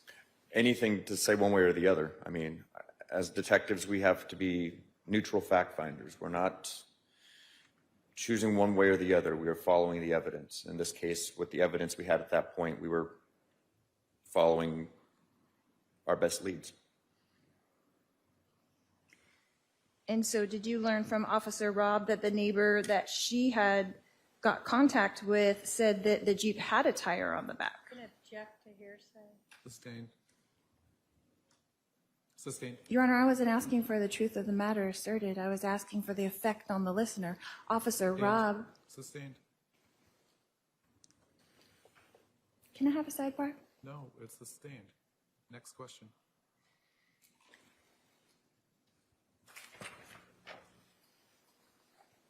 In your estimation, Detective Pillar, how far was the Jeep when the supposed shot was taken? With the information provided by Mr. Boudreau and the neighbors describing where this Jeep was located, where I believe, at least at the time, where that glass shard might be related in the roadway, I would guess, I don't want to guess because we didn't measure, and I don't know exactly where the individual was in the Jeep. What I can say is it was within a few feet. And when I say a few feet, I'm going to say 10 to 20 feet of a moving vehicle approaching where the projectile hit the Tesla. Okay, and why were no measurements taken? We didn't know exactly where that Jeep was located. We had an idea of where it was parked, but we didn't have an exact location for that Jeep, a specific spot. If it was parked nose to nose with that white van, you kind of know exactly where it was parked. We have a good idea of where it was at, absolutely. But no measurements were taken. No measurements, no ma'am. And what measures were taken to decide the trajectory? I don't know how to answer that question. Okay, did the Gilbert Police Department ever decide on what the trajectory actually was? No. So were there tests done to find the trajectory?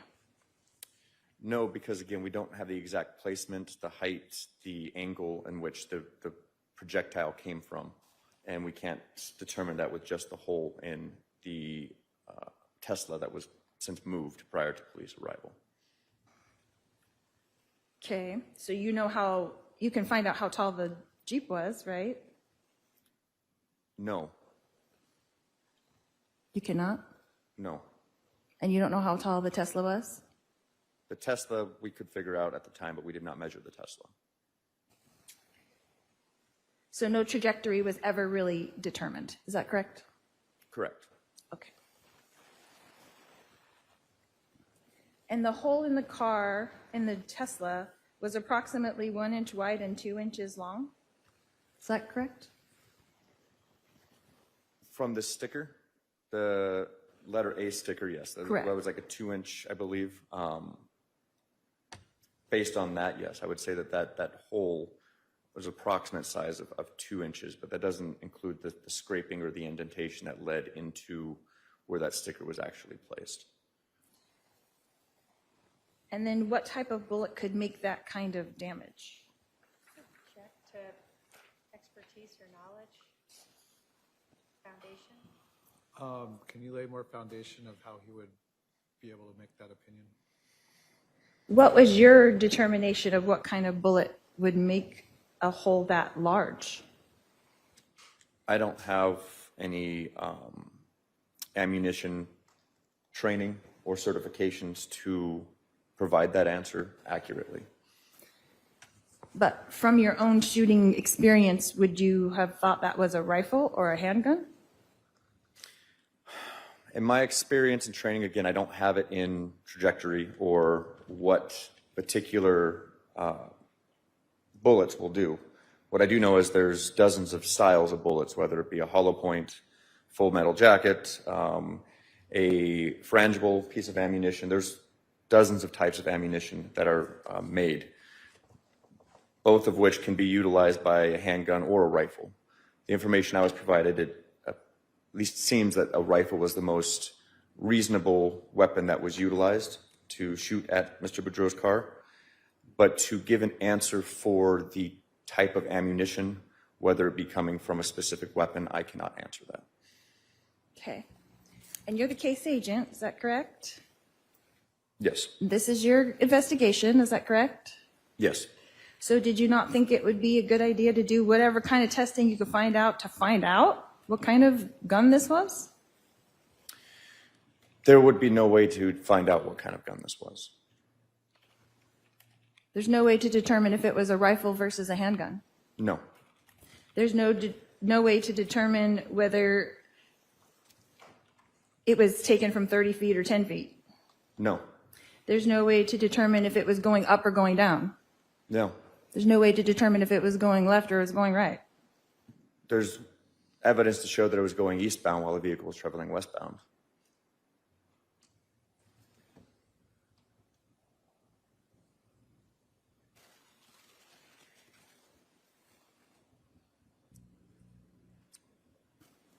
You explained to us a little bit about what GSR was, right? So that's gunshot residue, is that correct? Yes, ma'am. Okay. And can gunshot residue be transferred from person to person? The particulates that come from gunshot residue, and to be fair, I'm not a gunshot residue expert, but from the particulates that come from there, is it possible for transfer to be made? I don't know. Okay. So can gunshot residue be transferred from person's hand to, say, clothing? Like if you wiped your hands off? I don't know. So do you know what gunshot residue is made up of, what the 3 elements are? I do not. You do not? I do not. Are you aware that all 3 elements have to be present for it to actually be gunshot residue? I'm going to object at this point to, again, this is outside his foundation. He's repeatedly said he's not a GSR expert. He can answer if he knows.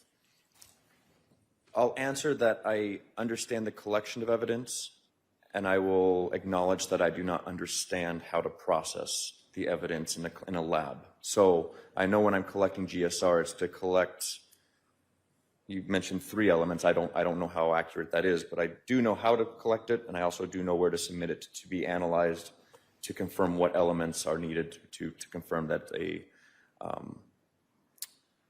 weapon was fired. Okay. So having been a case agent hundreds of times, Yes, ma'am.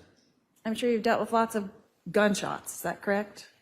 Not all cases were related to gunshots or homicides, but I have investigated other shootings and other violent crimes. Have you ever swabbed someone's hands for gunshot residue? Swabbed? No. Collected GSR? Yes. From someone's hands? Yes. Because that's pretty typical, right? in a gun case where a gun has been fired? Typical, I don't know if that's an appropriate word. Is it a tool or a evidence collection technique that can be utilized? Absolutely. Okay.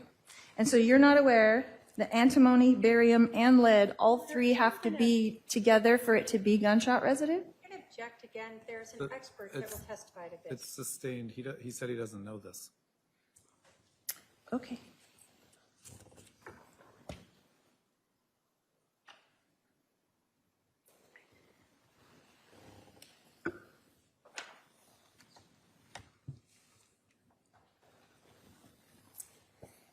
You had testified earlier about being there with Tammy Lachik. Is that correct, when she collected the samples for GSR? Yes, she and I traveled to Rexburg together, and then we were at the property building in Rexburg together, yes. Okay. And how many people were there present at that time? There was myself, CSI Lachik, Detective Olzak, Detective Hermosillo, and I believe one or two other individuals from the Rexburg Police Department.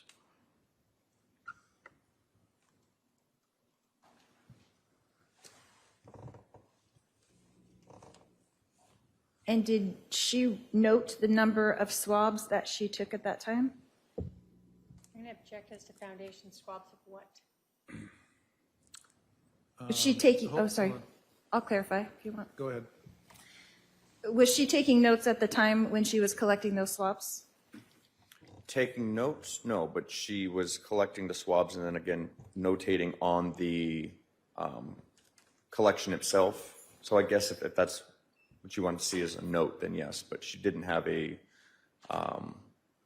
notebook with her where she was documenting everything. She wasn't taking separate notes. Thank you. So the notes in her report are something she did possibly later?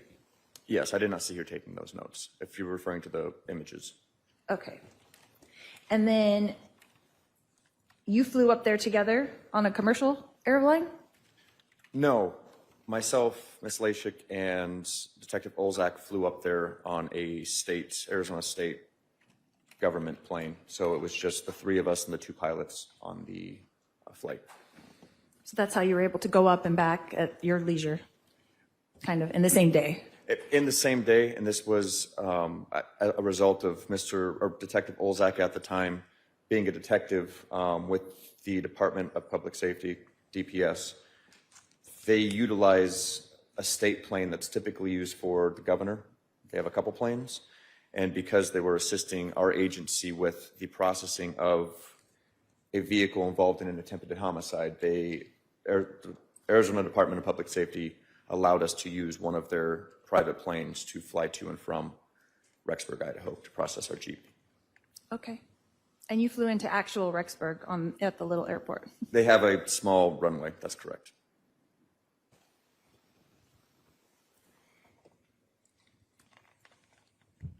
And so you did not witness Ms. Lachik taking any separate notes besides what she wrote on the actual samples, is that correct? That's correct. Okay. And do you remember what she was wearing that day, Ms. Lachik? I do not remember what she was wearing, no.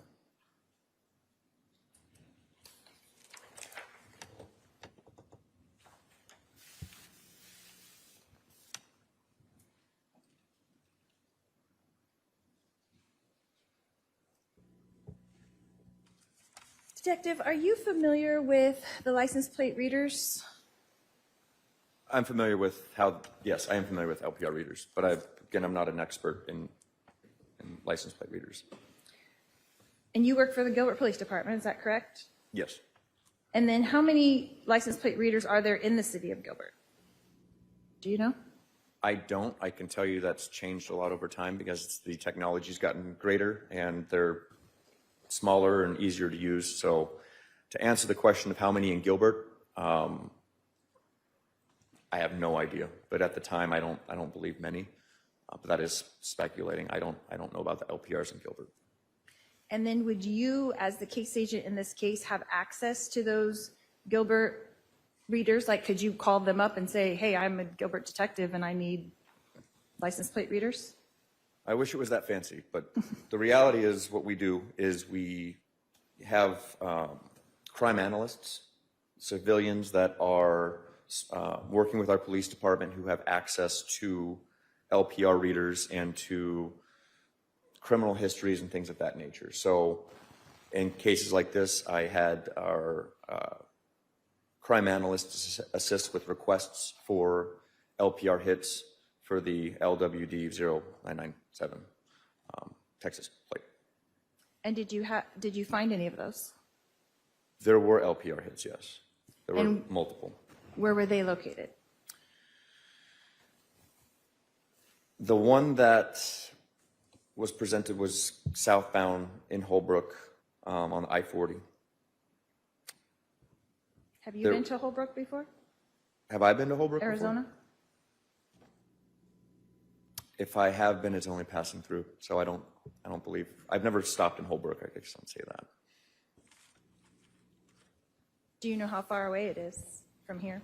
From, well, say Gilbert, Arizona? I do not know how far Holbrook is from Gilbert, Arizona. I know it's north of us.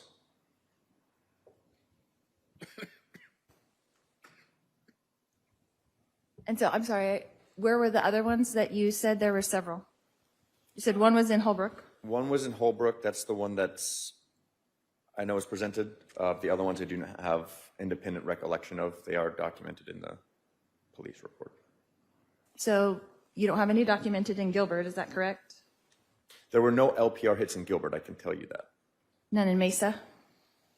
None in Mesa. None in Phoenix? Not that I can recall. None in Scottsdale? None in Scottsdale. None in Tempe? None in local cities. They were all highway cameras that were involved in this. So only Holbrook, Arizona, to your knowledge, and then Idaho? Yes. Is that correct? There were some in Idaho as well, yes. Okay.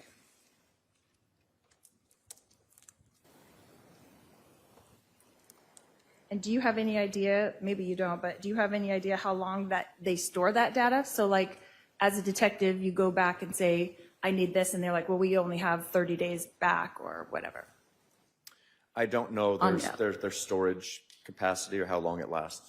Okay. And they are separate companies. Some are run by the government, some are run by private companies. So the retention period I am unaware of for these separate entities.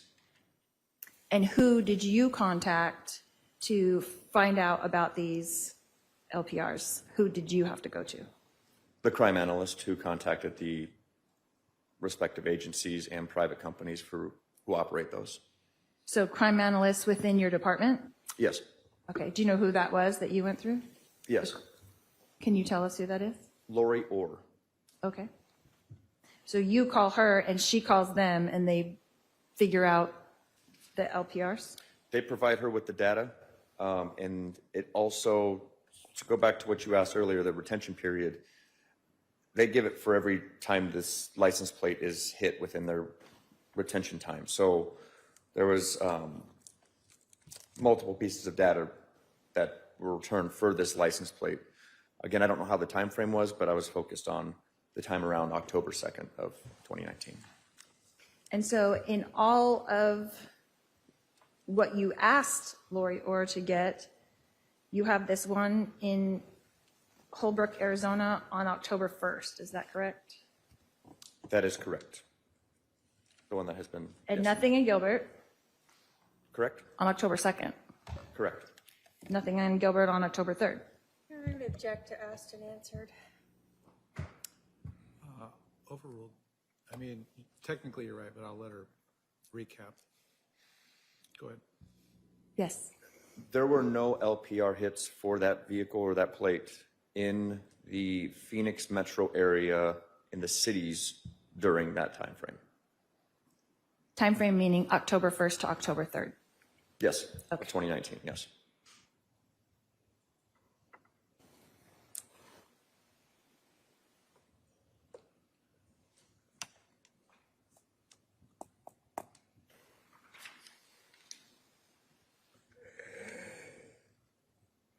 You were mentioning before that you had contacted the FBI on the phone records of a tracking of a phone. Is that correct?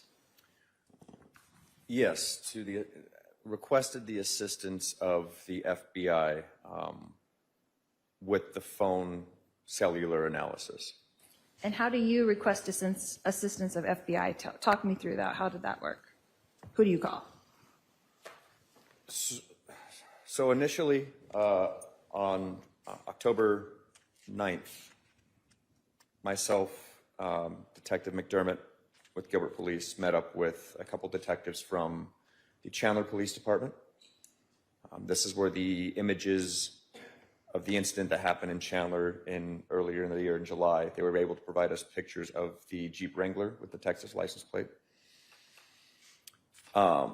Further was learned on October 16th was when I received from our crime analyst the first image of the Jeep Wrangler driving southbound from Holbrook, presumably towards the Phoenix metro area, with that Texas license plate and without the wheel affixed to the back of that Jeep.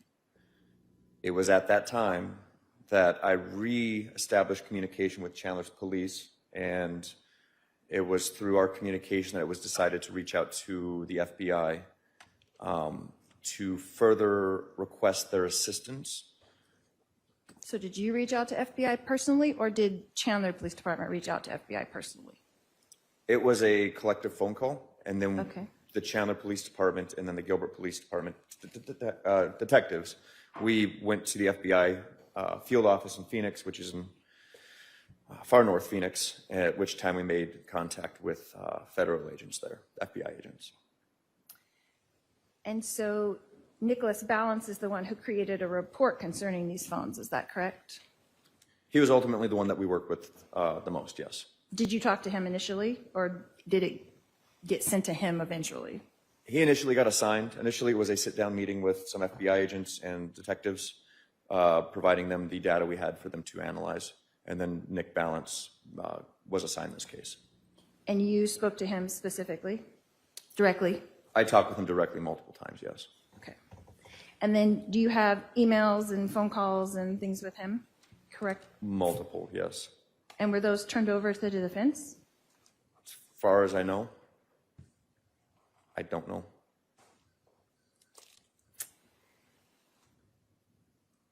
So in his report on Bates pages 5482 to 5518, he created a report that said, did you get a copy of that report that he did, Nicholas Balance? I'm not sure or familiar with which report you're referring to. Are you talking about the Gilbert Police report, or are you talking about a separate report from the FBI? I'm talking about Nicholas Balance's report that, I guess, his PowerPoint. Is it possible for me to see what you're looking at and I can say yes or no? Because I have seen presentations, but I'm not sure which one you're referring to. She has.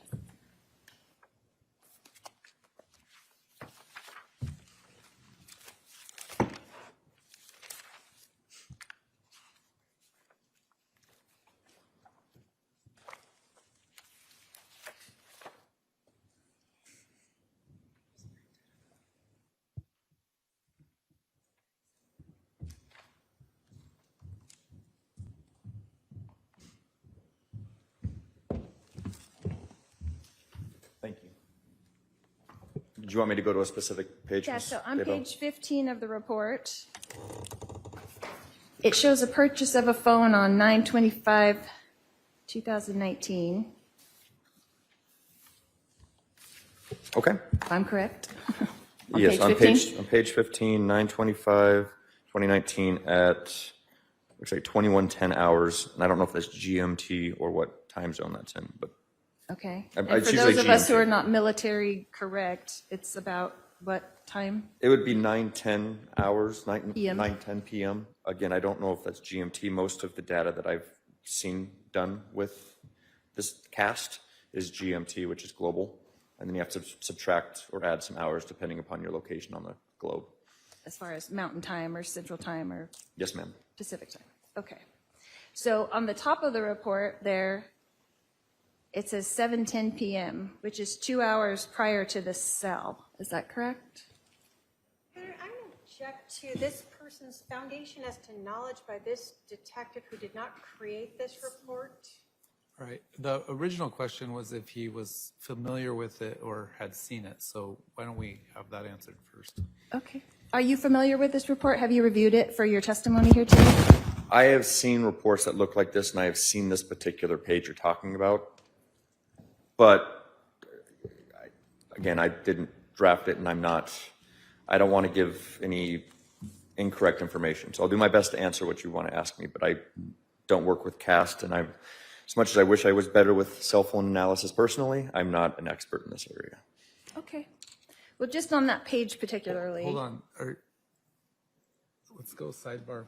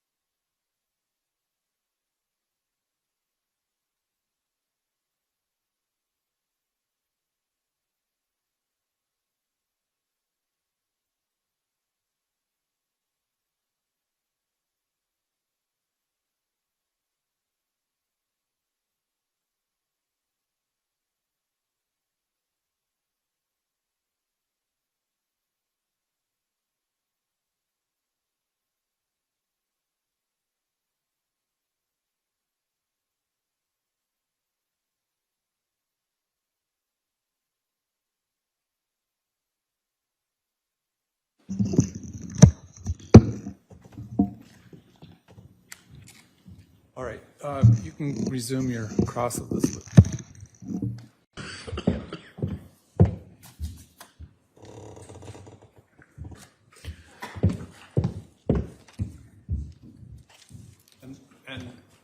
go whatever you think as far as about another 5 minutes or so, and then we'll need to recess for the evening. Okay.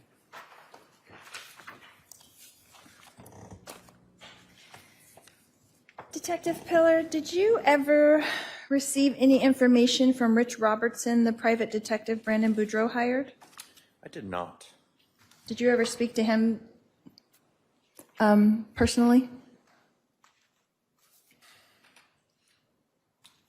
I think I may have had a phone call early on, essentially explaining that he was going to do a PI thing, but he understood that there's certain legalities when it comes to criminal investigation over a civil investigation. When you say early on, when do you mean specifically? I couldn't give you a date, but I believe I had a phone conversation with him. But it was not lengthy, and I don't remember communicating much after that, if at all. So in October, just after October 2nd? Yeah, it'd have to be after October 2nd, 2019. And was it your understanding from that conversation that Brandon hired him to track Melanie? I'm going to object, Your Honor. Sustain. Sustain. What is the legal objection? Well, it calls for hearsay, it's not relevance, and it also could open the door to something you don't want it open to.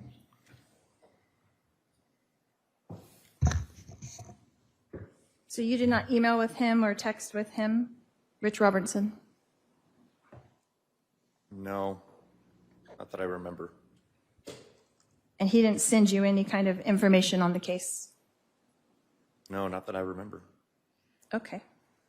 Did Brandon ever convey that he was frustrated with the way the investigation was going? I'm going to object to hearsay relevance. Sustain.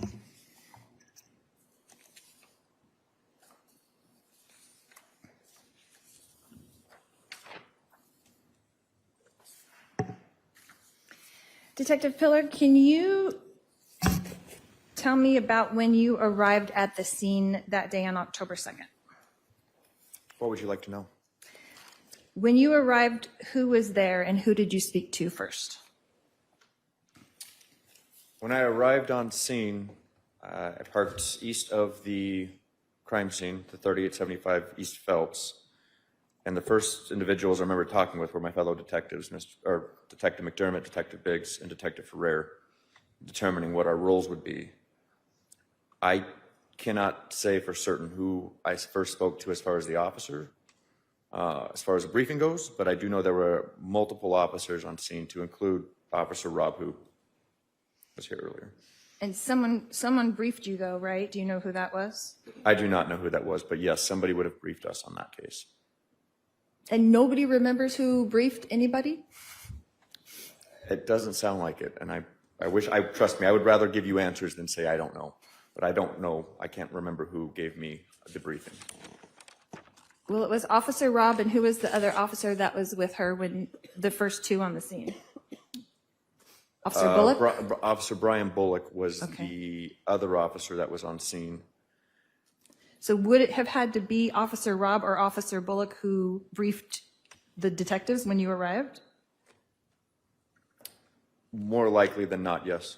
It would have had to been one or both of them collectively, but I do know that Officer Rob, being the first officer there and obtaining all the initial information, she's more likely than not the one who briefed us with the date, time, location, and involved persons. Okay. So they briefed you, and then what happened after that? After the briefing, again, I was cited that I was the primary case agent, the detective. I tasked Detective McDermott, Sergeant McDermott now, with running the scene. So he used the assistance of Detective Biggs and Detective Ferrer with evidence collection tasks, while I introduced myself to the three males sitting across the street from 3875 and identified Brandon Boudreau. And then we went to my vehicle to have an interview with an air conditioning, because it was a little warm outside. Okay.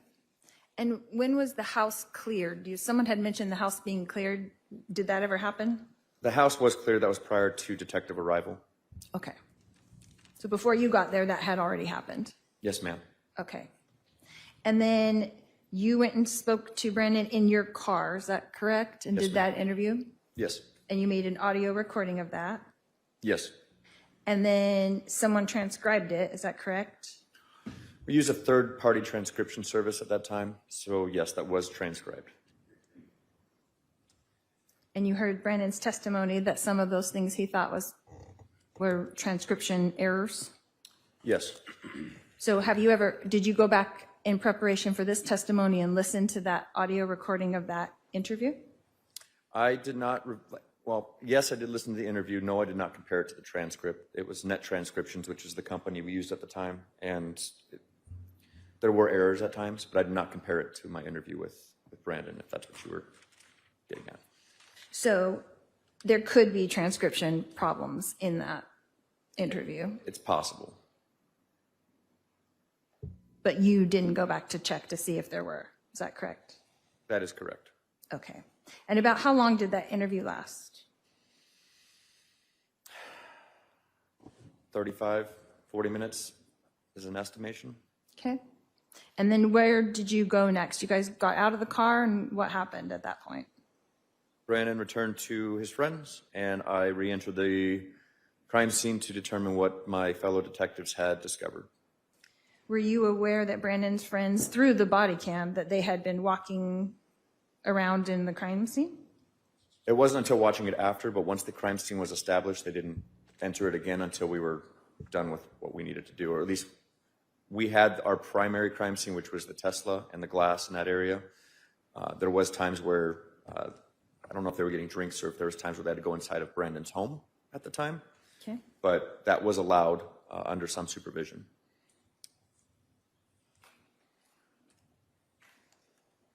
And then, how long were you at the scene in total, do you think, that day? From the start to the finish, and unless I had the CAD report or the police computer system to say when we arrive on scene and when we close off, I wouldn't know that accurately, but I know it was hours we were out there. A few hours. Yes. And then how did that get wrapped up? I mean, if you're the case agent, how do you wrap it up, send everybody home? How does that work?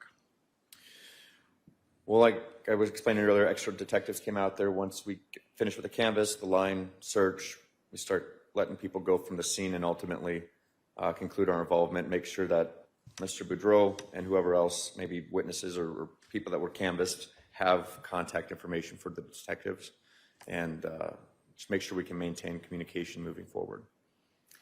And you had mentioned that contact before. So you had said that you have a special phone for victims to contact you on. Is that correct? Not just victims, it's my work cell phone, and I'm very You had mentioned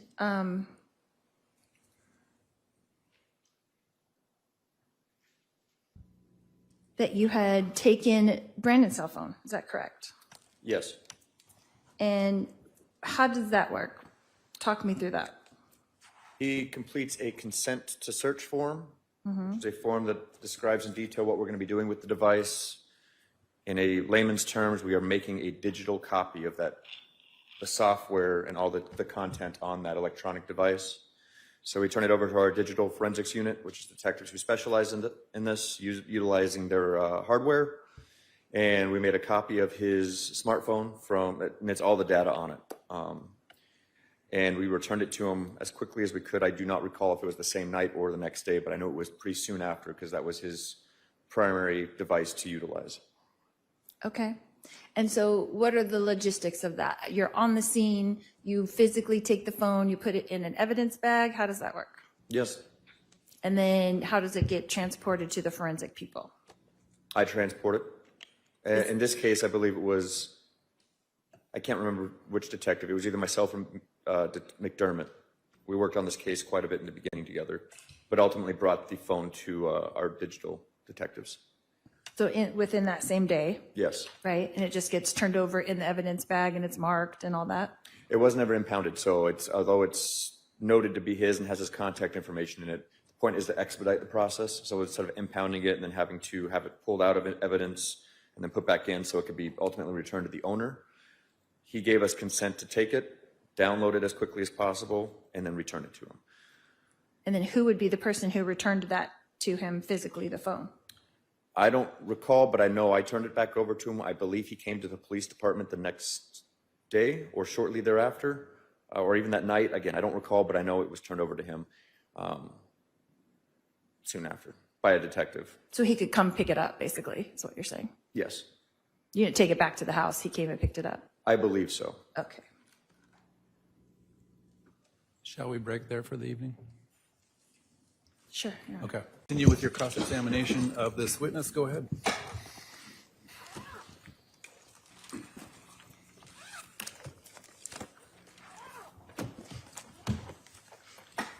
Detective Pillar, yesterday we were speaking of your interview with Brandon in the car. About 25 to 30 minutes, is that correct? That sounds right. And that you audio recorded it, is that correct? That is correct. And at the end of that interview, you admonished Brandon to not contact Melanie, is that correct? There were phone calls attempted to be made to Melanie. What do you mean by the phone calls? We tried to contact her to get her side of the story early out with. So who tried to contact her and when was that? I'm sorry. No, that's fine. It was during the interview in the car before I can return back to the crime scene. Brandon and I discussed what we had, and I gathered that information. We knew that one of his children was with his soon-to-be ex-wife, and we knew where the other 3 children were. We, at this point, did not know the full circumstances surrounding the shooting.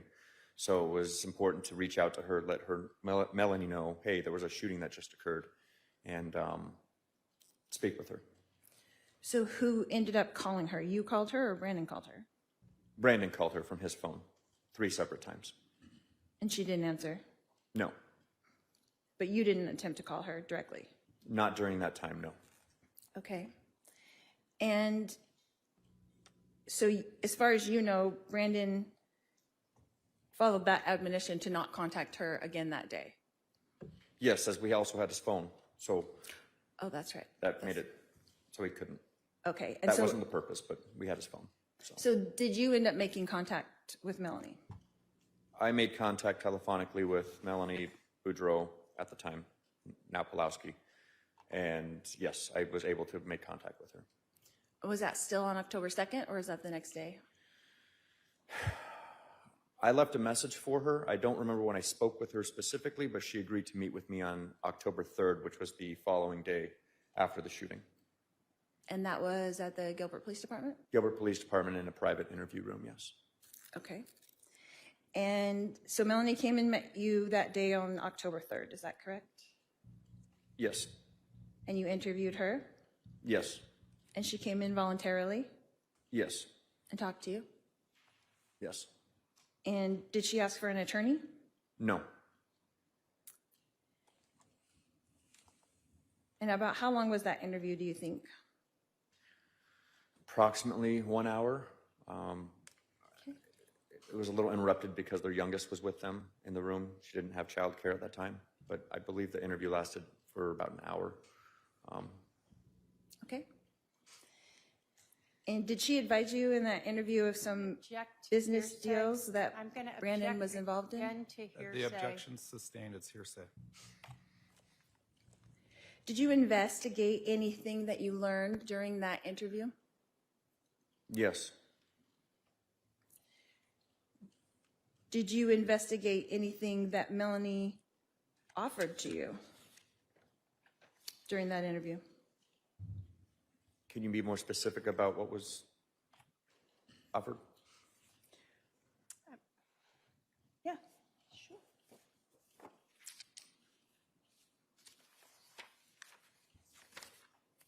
If you're going to offer a hearsay statement, if there, maybe have him review something that you want him to consider, if you have a written copy.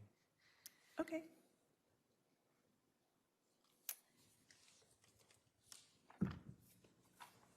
Maybe a better question is, did you follow up with anything that you learned during that interview with Melanie? Yes. And did you talk to her again after that 1 hour-long interview? I did speak with her again, yes. On the phone or in person? The next time I had any communication with Melanie was on October 14th, so a few days after our in-person interview. Okay, and did she contact you? She did contact me. And she was coming to you for help? She was reaching out regarding some custodial issues. She thought you might be able to help her, is that correct? She was seeking some advice, yes.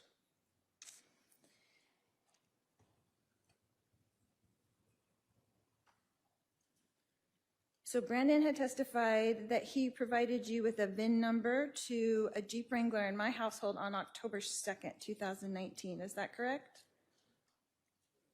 That is correct that he testified to that, yes. And did he do that? Did he provide you with that VIN number? I do not remember that. I do not recall being provided a VIN number. There was a lot that happened early in the investigation. I can tell you that we got the license plate for the Texas Jeep early on in our investigation, which when running a license plate, we also received the VIN number, but I do not remember specifically getting the VIN number from Mr. Boudreau. So where did you get the license plate number from? From the Chandler photographs from their incident in So July. after, like yesterday, you contacted Chandler and that's where you got those from? The images with the license plate, yes. What day was that you contacted Chandler in October? When I contacted them, I can't testify to that, but I do know that I physically met with them on October 9th of 2019. Okay.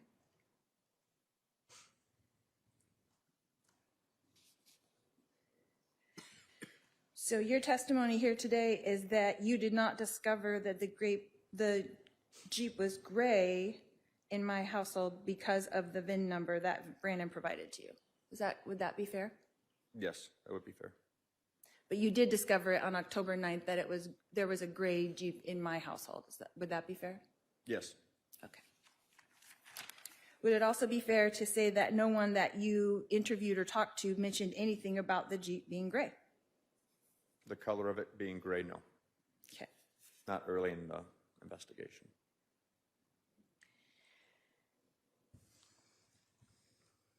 Did you search for a green Jeep with Texas plates on it?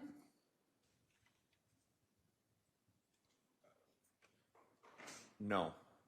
No, there was never a green Jeep specifically searched for with a Texas license plate.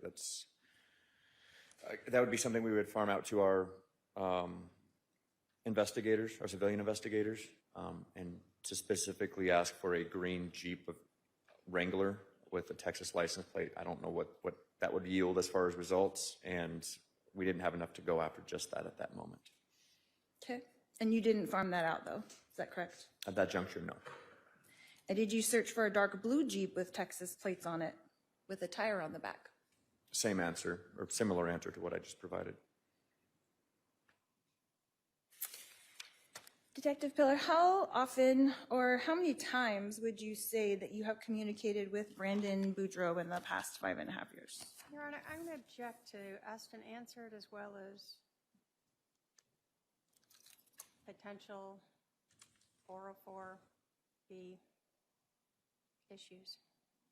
I think she asked Mr. Boudreau those questions. I'll allow it, but be aware of the issues, please, that you could be opening. Go ahead.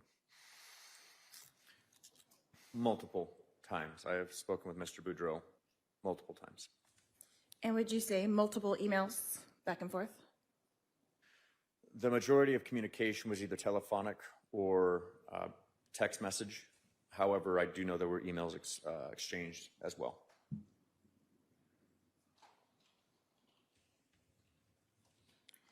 I'm going to hand you what is proposed Exhibit 192 from the defense.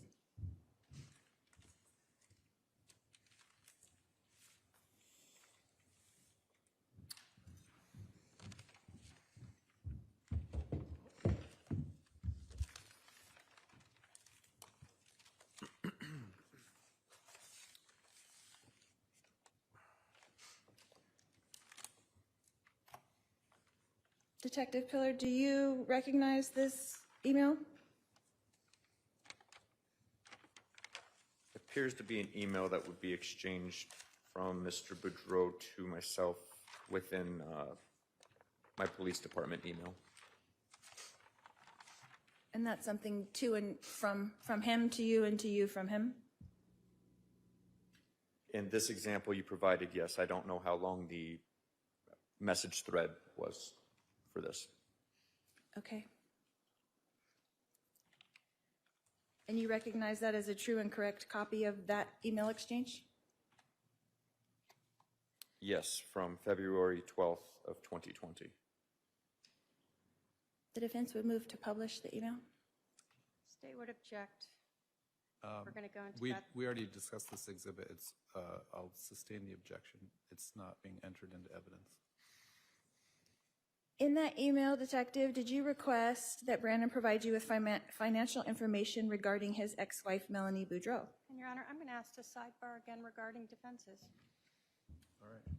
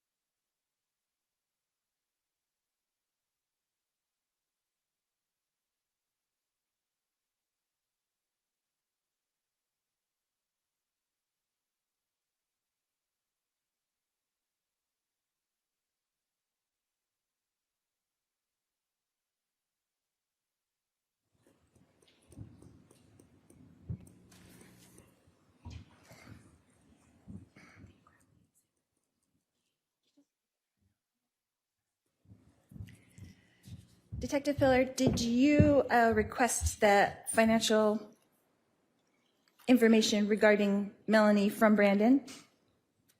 Yes. And did he provide you with that information? Yes. And did he provide you with financial documents you requested in another email?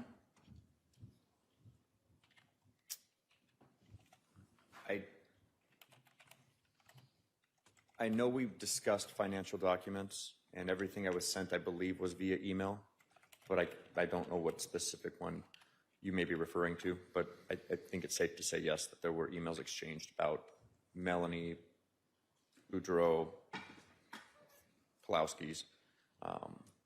financial records being sent to me. Right. So her financial gain if something were to happen to Brandon, is that correct? That is correct. So he also provided you with screenshots of information regarding Melanie that didn't have to do with finances. Is that also correct? Your Honor, I'm going to object again and warn on 404A and 405. Sustained. Did you read those documents when they were sent to you? I reviewed the documents that were sent to me, yes. And did you include those in part of your investigation? They are included in an investigation, yes. So on those screenshots, does Melanie give a theory of what she thinks happened on October 2nd, 2019 that you reviewed?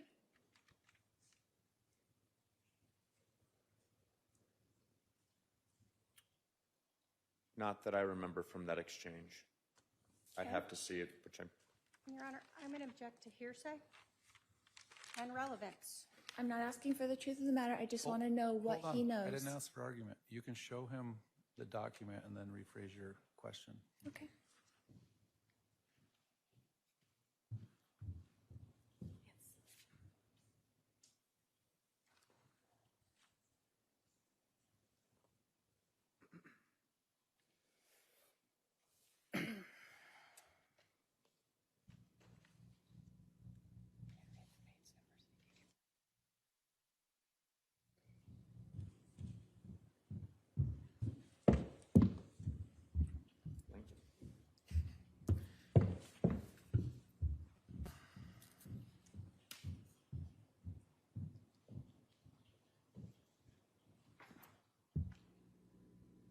Is there something specific you would like?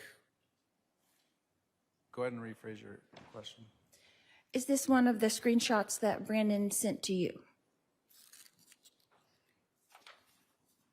That you reviewed?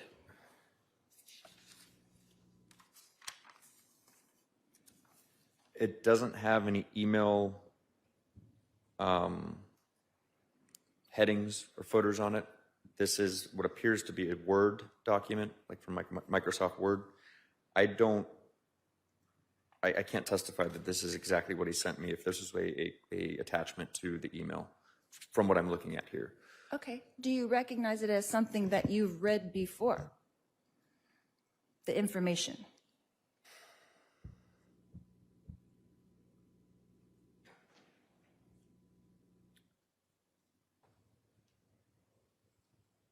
I'm not reading the whole thing. I'm simply Sure. reviewing what I can Sure. to see if Take it's your time. judging.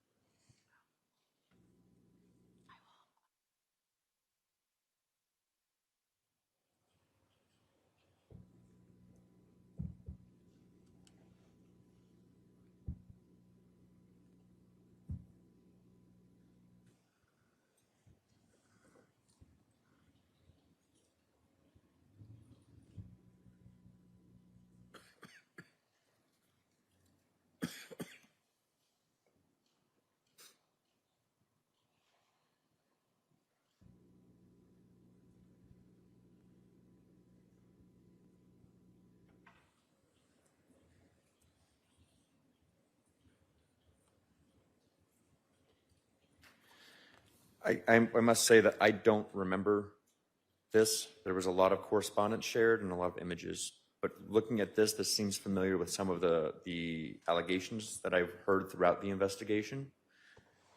However, I don't remember this specific document being sent to me. So when you requested Brandon Boudreau on this date to send you these documents, that is part of the 7 screenshots that he sent to you. Okay. So my question is, during that time, you were still gathering information, right? Yes. You were still looking at all possibilities of what really happened on that day, right? And I'm going to object to what time period? Are we talking about February? Is there a Yeah, date can on you there? clarify the time period? Foundation. Is it the February 12th. email? February Yes. 12th. All right. So rephrase the question with that in it. So my question is, did you ever read the information in that screenshot that you have there before? It is possible. If it was sent to me in an email, I likely read it, yes. But there was at the point of February 12th of 2020,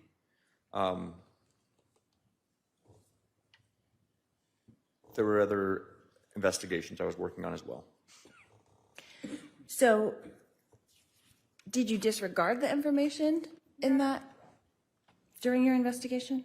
I'm going to object, and I think we may need to All sidebar right. again. Yeah, let's sidebar.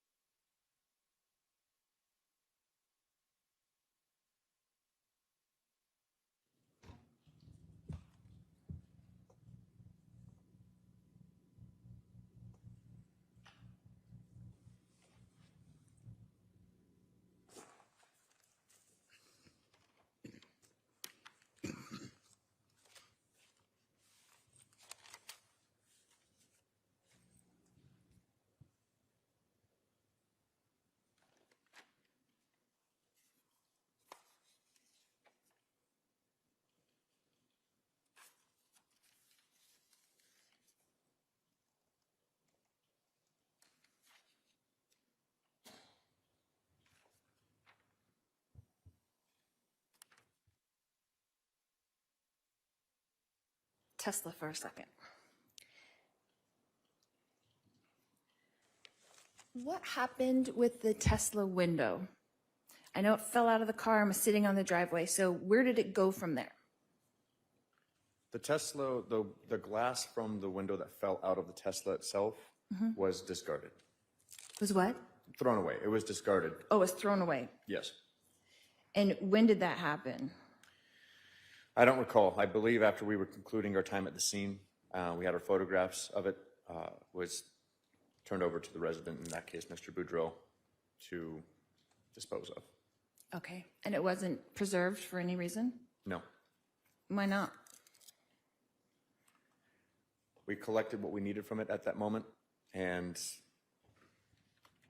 the amount of glass that was there in the images that were taken seemed sufficient at the time, and so it was simply thrown away.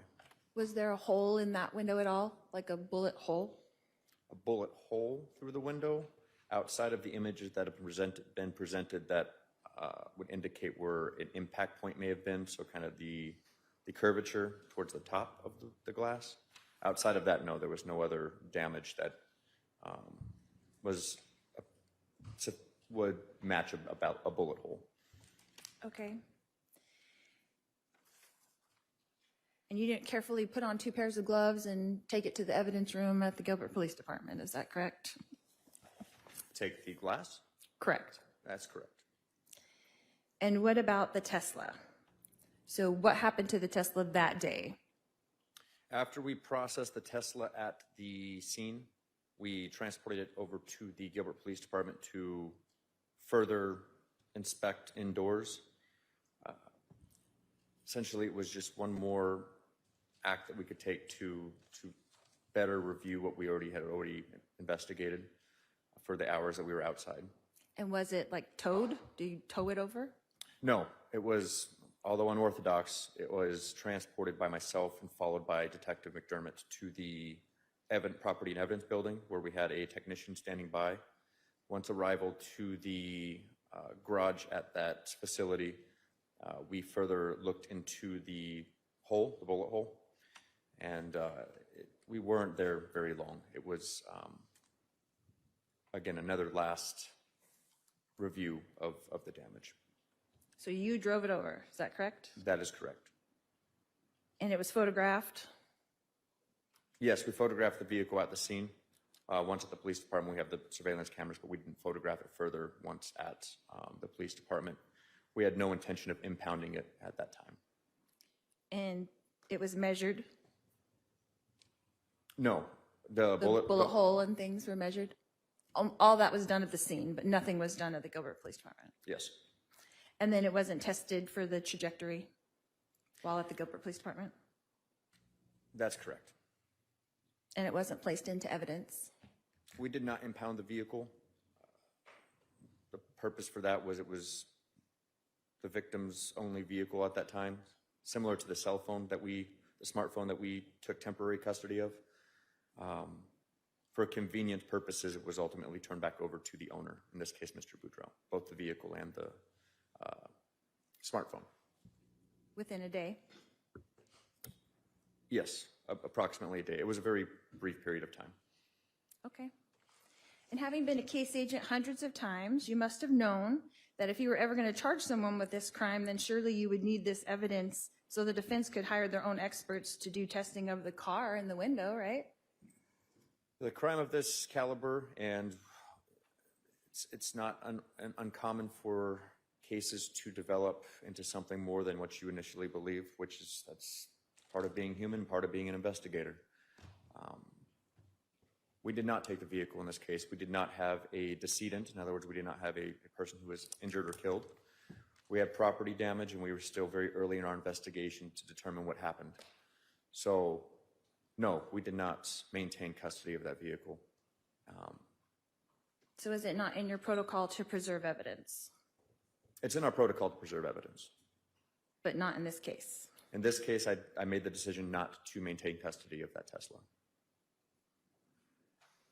So without this evidence available, how would my experts be able to test for trajectory? We couldn't test for trajectory with what we had. If it was here today, it's possible that you guys could test for trajectory with the advancements in technology.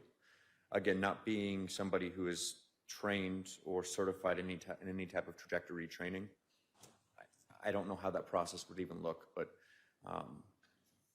we simply don't have the vehicle today as we're discussing this. And you don't have an expert at Gilbert Police Department that's an expert in trajectory? At that time, we did not. Okay. And how would my ballistics expert be able to test the hole in the Tesla to determine, in fact, if it was a rifle or a handgun that was used? How would I do that now? How would you go about? How would I have an expert do that now? You would hire somebody who would potentially be a specialist in this area and see if they had the ability to obtain evidence of trajectory. But how would you do that now outside of hiring somebody and doing that without the vehicle? I suppose you could not.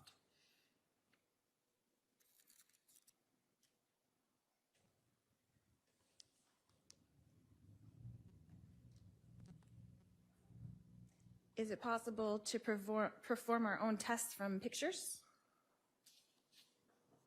Tests? No. And did you request any tests be performed on the Tesla itself? Outside of trying to obtain the surveillance footage and do our best that we could with what we had for the bullet hole itself, no additional tests were made. And no testing was done with the window either, is that correct? You're referring to the glass that was? Yes, the glass. No other tests were done with the glass. Okay. And how about the 4 pieces of the projectile that were found? Were any of those tested? Tested for?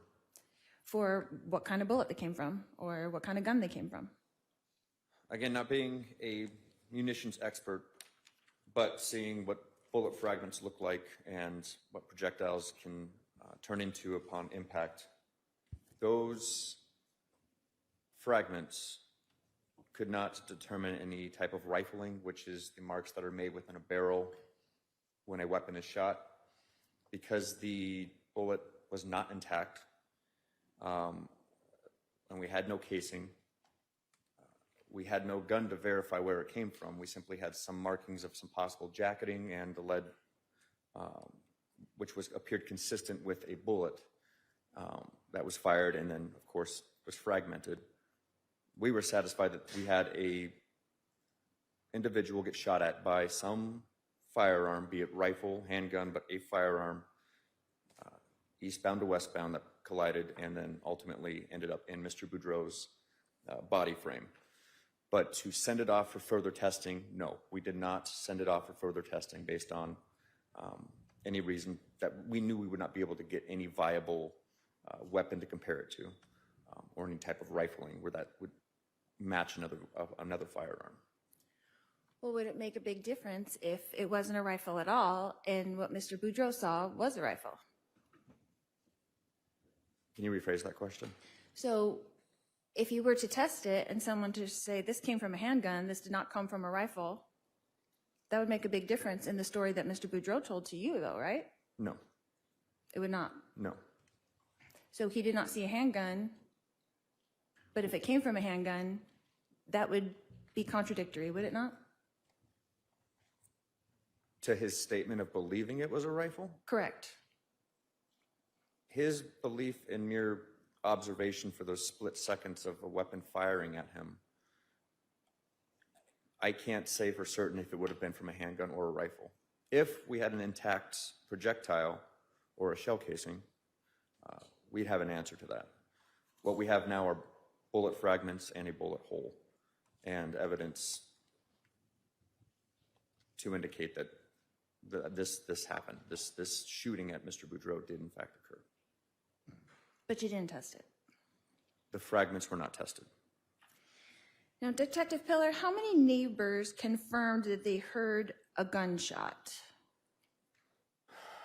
Hearing a loud bang or hearing a gunshot, approximately 4, 5? 4. Do you know who those were? Who those neighbors were? Not off the top of my head, no. From my memory. Was that in one of your reports, that 4 neighbors heard a gunshot? In my report, I documented the detectives who made contact with neighbors that either heard something or had electronic surveillance on their house that, although did not capture footage of the incident, captured consistent noise of a loud bang, as well as a vehicle idling for an extended period of time near their residence, which is near where the Jeep would have been parked prior to Mr. Boudreau arriving and then upon his arrival. But it just captured audio with no, again, once again, no footage of the actual shooting.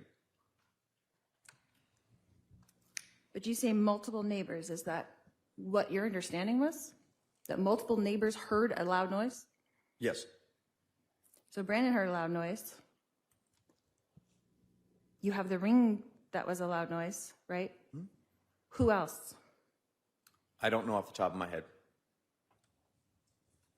Could it be that there was no one else, just those two? There were other neighbors that acknowledged hearing a noise. That was a loud noise. That was not a normal noise. Were those across the street neighbors, neighbors on the other side? I would have to refer to the detectives who interviewed individuals who said they heard something. And those detectives notated the addresses in which they heard a noise. But when I say multiple, clearly, I mean more than one person heard. So two is multiple in your book. Is that correct? In this case, we have more than two that have testified. But there are others that made more than two people have testified here that they heard a loud noise? Yes. And who would those be? We have the neighbor with the ring camera, and I forget her name. I apologize. And then we have Mr. Boudreau, who heard that. Mm-hmm. And then we had, those are the two that we had so far with the loud noise of the consistent evidence. So you would consider that multiple people. Is that correct? But there are others within the report that acknowledge hearing the noise, yes. Not in any report that I read. In a report that you read? Object to testifying Sustained. and asked and answered argumentative. That's the objection sustained.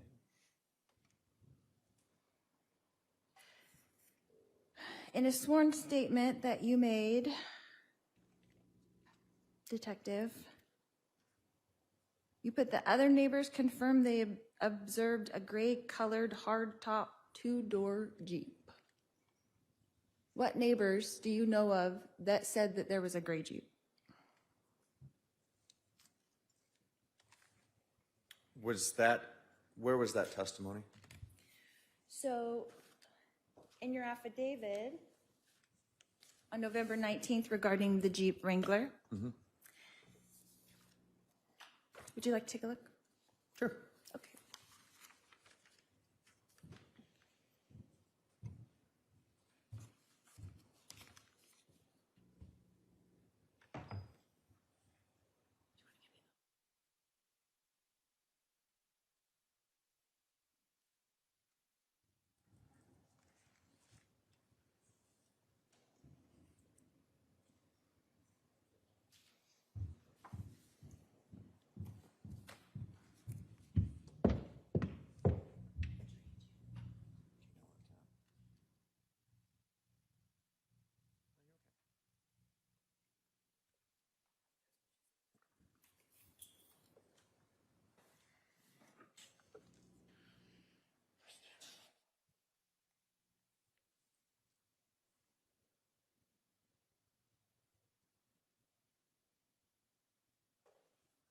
Okay, yes, I see where this is in the affidavit.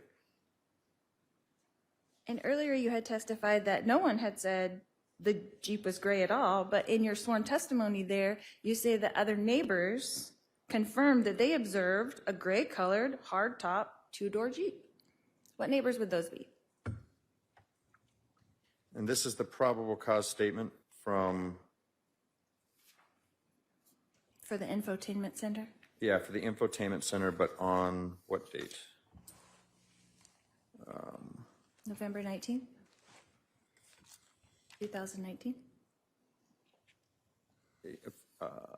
November 19th, 2019? Mm-hmm. Okay, so I don't recall who specifically said that they saw the gray-colored hardtop two-door Jeep. It was, however, at this juncture that I do know that was the vehicle we were looking at from the photographs and from the LPR hits. It was an alleged vehicle, but that was not the vehicle that the neighbors described to you. Is that correct? I did not have any vehicles described to me by a neighbor specifically, no. So you swore that in your statement to take out that infotainment center to that two-door gray hardtop Jeep, right? You're the police officer. You're asking for a warrant to do this because this is your probable cause. Is that correct? Yes, ma'am. And you're saying in that neighbors confirmed that they saw a gray-colored hardtop two-door Jeep, but that was not true. Suppose the one word that I could exchange from anything is a dark-colored hardtop two-door Jeep. But at this point in my investigation, I had confirmed that it was a gray-colored two-door Jeep.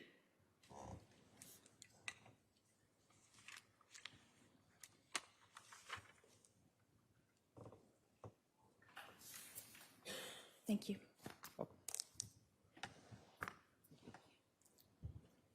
Actually, you might want to hold on to that one. I'll wait. Thank you.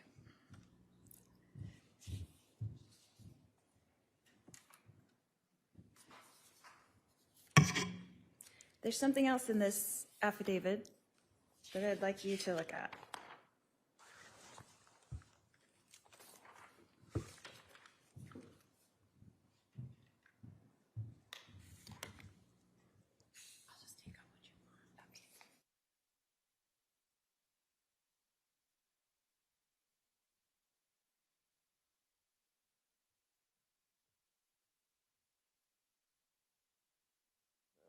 Last paragraph?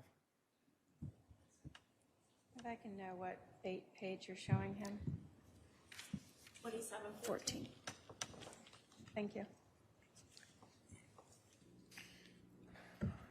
It is this last paragraph, correct? Ms. Daybell? Yes. Okay. Yes. Let me just review it real quick. Just the first underlined. The first part underline? of- Okay. Of that paragraph.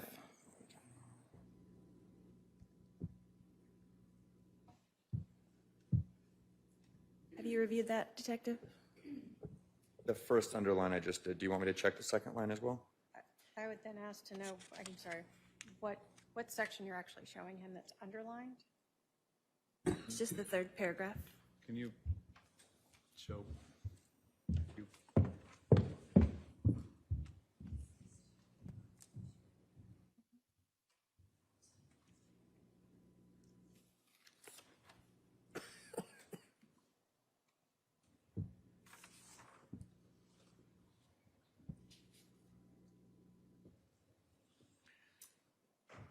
Your Honor, we may want to sidebar again.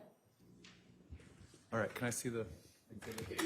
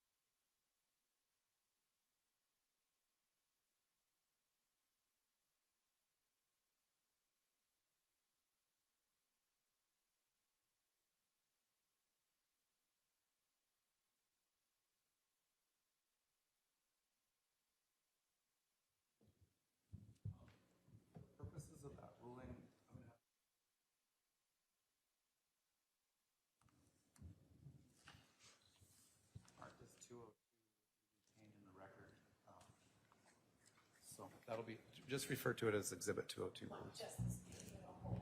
Just that page that what we were talking about in the sidebar.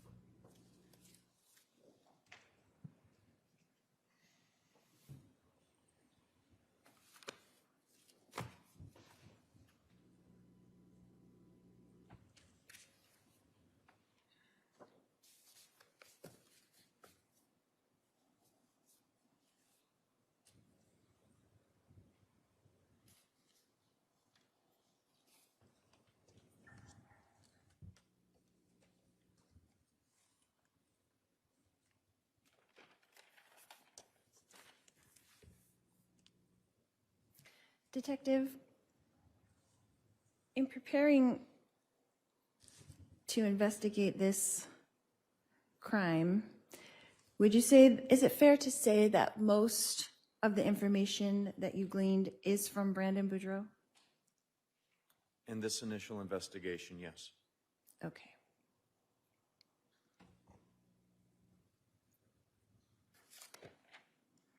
And you were in constant contact with him during that time, in the early days of this investigation? In the early days and then throughout the progression of the investigation.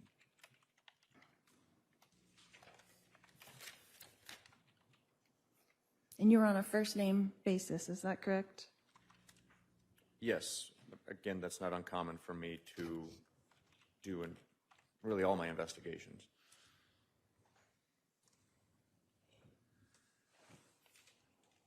So most people don't call you Detective Pillar?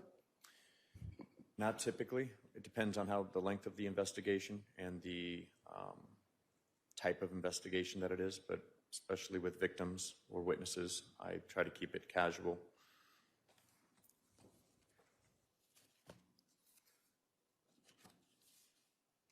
Now, when you were giving back the Tesla, the window was thrown away, is that correct? The window was discarded. And the Tesla was given back. To Mr. Boudreaux, yes.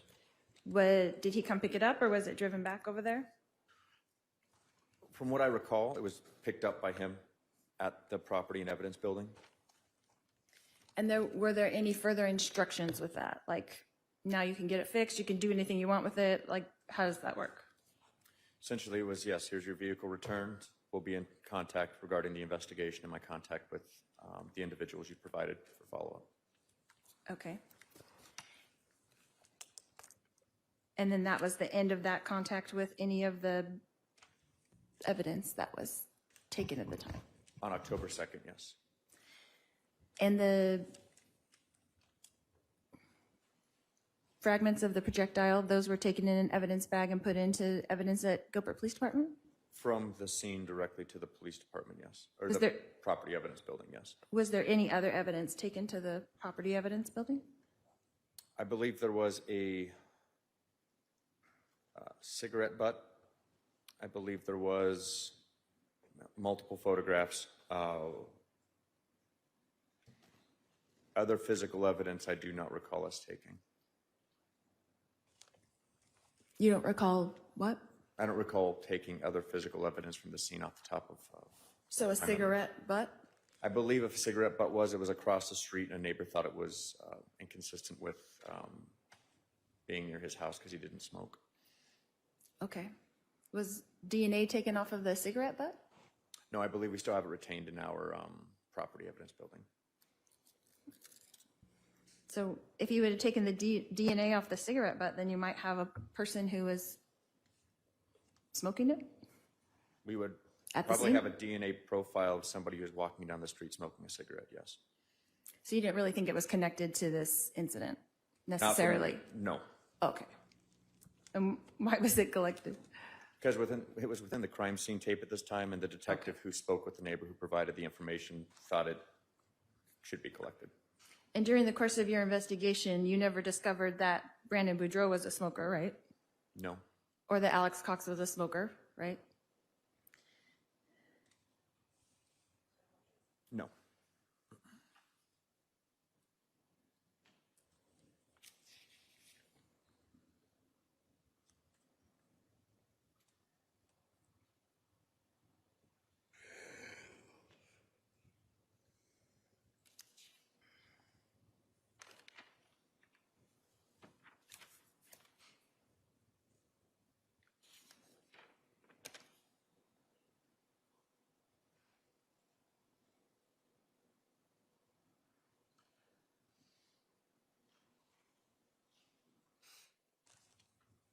Did you ask Mr. Boudreaux if he owned any firearms at that time on October 2nd? I believe so. And do you remember what his answer was? I don't believe he had any firearms in his possession that were his. And you said the house was cleared. Did someone go through the house and cleared the house? I knew this from officers telling me, and then again, I had to watch all the body-worn camera footage for media release and redaction purposes, so I learned the officers did clear the house prior to detective arrival. And they went through the garage as well? Yes. And when you came up on the scene, was the garage open or closed? The garage was open. And do you know about what time you had arrived there? Approximately 10:30.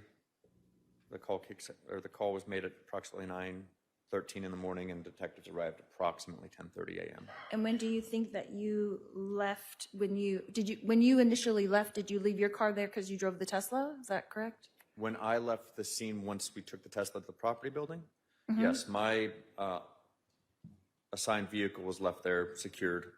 And then, again, a detective followed me to the property and evidence building where we met with property technicians upon arrival.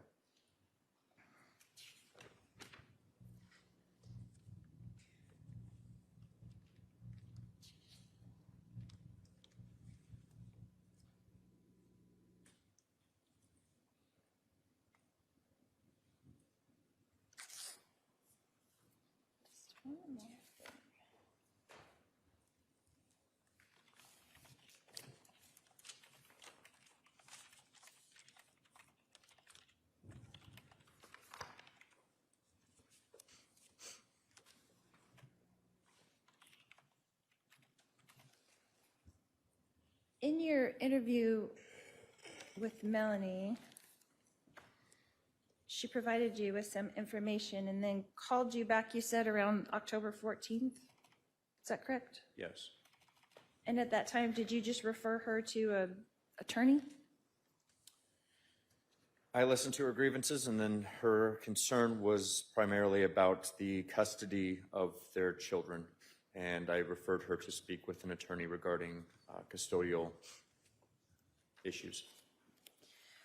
Because it's not something that you really give advice about, right? Like as the detective. That's not my expertise, but I do encourage people to speak with attorneys who specialize in family matters. But she came to you because were you aware that Brandon had not returned the children to her? Sustained as irrelevance.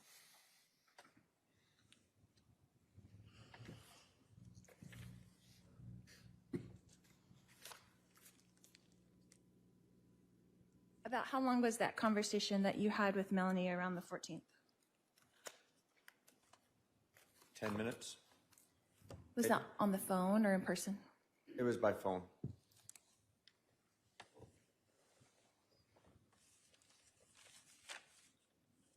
So she was seeking help, but you really didn't have any for her, is that correct?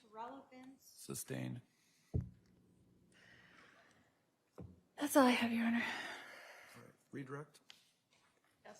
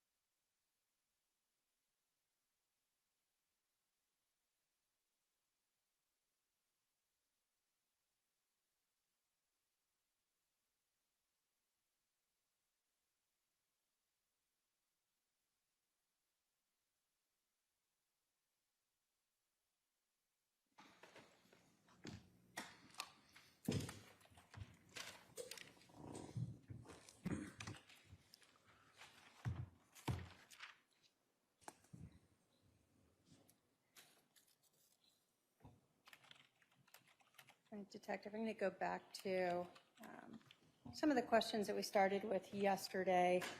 That's kind of also come in through today. During your investigation and through testimony you heard here, did we have a witness, Robert Abitamarco, that just said the Jeep was dark colored? Yes, No specifics of what color that was, just dark. correct. And then we've heard Brandon thought that the vehicle was some sort of camo or green color.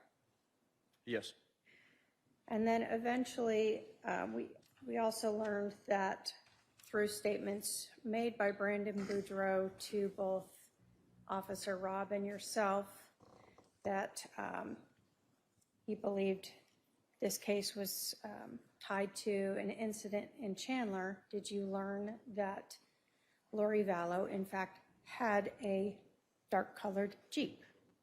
yes, And when you were able to obtain those photographs, did you learn that the Jeep was then gray?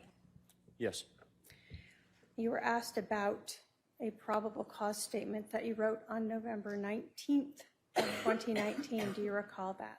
yes, Was that after you learned about the gray vehicle, the gray Jeep that Lori Vallow had on July 11th of 2019 in Chandler, Arizona at that incident?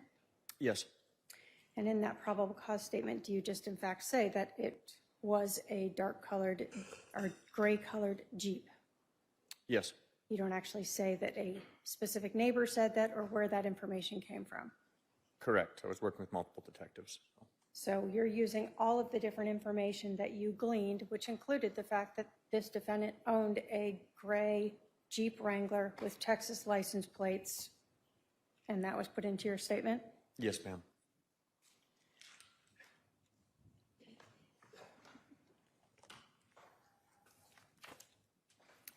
Now, you were asked a lot about the measurements of the Tesla and trajectory. Did Brandon Boudreau stop at the time of the shooting and put down a little ticky-tack marker and say, better note this for later so I can tell the detectives exactly where my vehicle was when I was shot? No, he did not. Did Brandon Boudreau get out of his car and go over and mark the exact end of the Jeep so that you would know exactly where that was when he was shot? No, he did not. Did he go over and tell the person, whoa, I gotta wait and find out exactly how this rifle barrel is sticking out of the back of your Jeep so that later on they'll be able to document the height, the angle, if it's up, if it's down, if it's a little to the right or left, so that later on they'll be able to do some trajectory? No, So none of that happened. none of that happened. Were you surprised he didn't do that? Not at all. So you did receive information from another neighbor that they saw the Jeep in the approximate same location of where Brandon Boudreau saw it, Yes, parked there idling, running, yes, same direction as Brandon gave, yes, the same Texas plate as Brandon gave, yes, and same dark tint as Brandon said.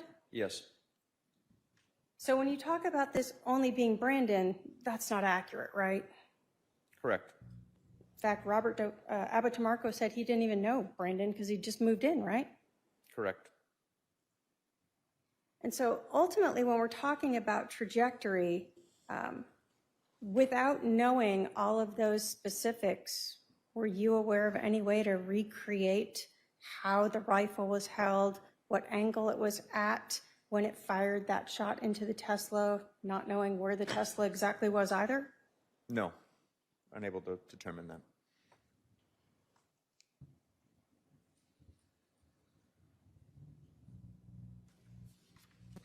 You were asked about the glass as well.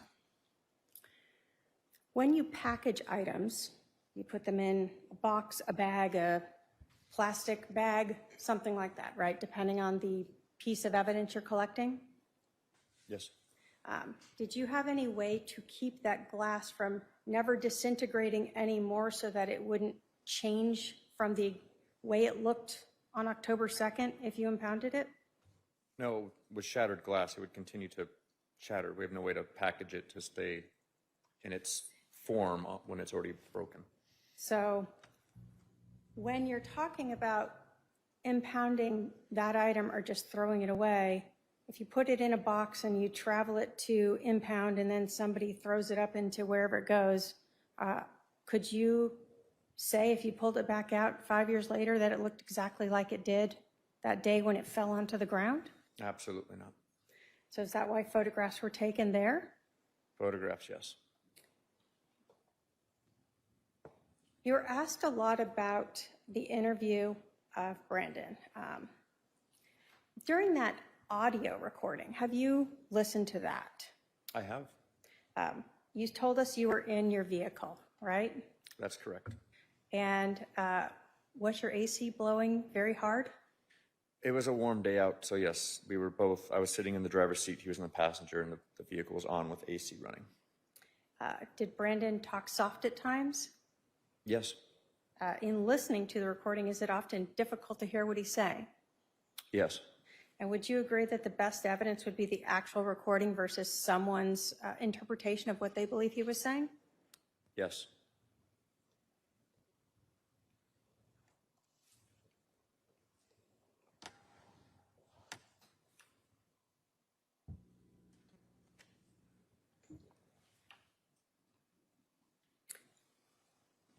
When you were considering the evidence at the scene, in addition to Robert Abotamarco, when you looked at that ring camera footage that we saw in court from Lynette Mendoza, did the black vehicle that you see appear to be consistent with a Tesla? Yes. Was it driving in the general direction of or towards Brandon Boudreau's home on that video? Yes. And was there a timestamp showing when you heard that loud bang after that vehicle went by? Yes. When was that? It was at 9:13 and some seconds. And was the 911 call made by Brandon around 9:14? Yes. So was that another piece of evidence that was considered by you in corroborating what Brandon had told you and what Robert Abotamarco had seen and what the physical evidence told you? Yes. When you were looking at the Tesla itself, you advised us that you have seen bullet holes into vehicles previously, Yes. and you have seen fragments of projectiles previously. Yes. When you looked at that bullet hole and those fragments, did you have any question as to whether or not that Tesla had been shot? No question at all. Did you ever recover a gun that you knew was used in this? No. Would the fact that it was one type of rifle over a type of rifle change the fact that Brandon Boudreau's vehicle was shot that day? No. Could a handgun kill someone? Yes. Could a rifle kill someone? Yes.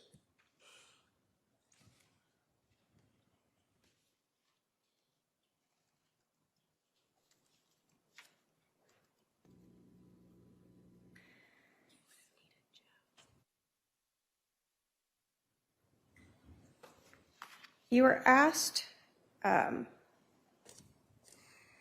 yesterday about LPR, license plate reader. Do you recall that? I do recall that. And we had heard from Tom Miller about the DEA license plate readers. That's correct. Is that the only license plate readers that exist? No. In this investigation, well, the defendant had asked you about there being no other license plate readers showing this Jeep. Is that accurate? That is not accurate. Was there a LPR hit for the Jeep Wrangler Texas plate LWD 0997 in a city south of Rexburg, Idaho on September 30th of 2019 at about 8:10 p.m.? Yes. Was there an LPR hit in Idaho for the Jeep Wrangler license plate LWD 0997 on US Highway 20 near Rexburg, Idaho at 3:54 and 4:28 a.m. on October 3rd? Yes. Would that again be consistent with other evidence that you learned in this case from other individuals? Yes. You were asked a bit about a cast report done by Nick Vance. Do you recall that? I do. Did you create that? I did not create that report. did you provide some of the cell phone records that we admitted and talked about that you obtained through search warrants to Mr. Vance? Yes. And did information that he gleaned from that and that he made into that report that you reviewed appear consistent, again, with a timeline of that Jeep leaving Idaho on the 30th of September and being down in Arizona on October 2nd of 2019? Yes, it did.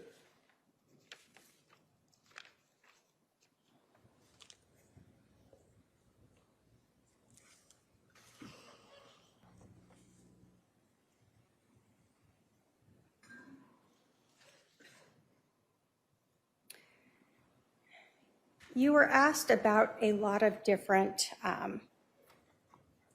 emails and information that you had with interactions that you had with Brandon Boudreaux. Do you recall that? I do recall that, yes. And would it be fair to say, Detective, that at the time of February of 2020, you were investigating multiple cases? Yes, that is accurate. Would it be fair to say that in February of 2020, you were also investigating multiple cases with other agencies involving Melanie Boudreaux? Yes.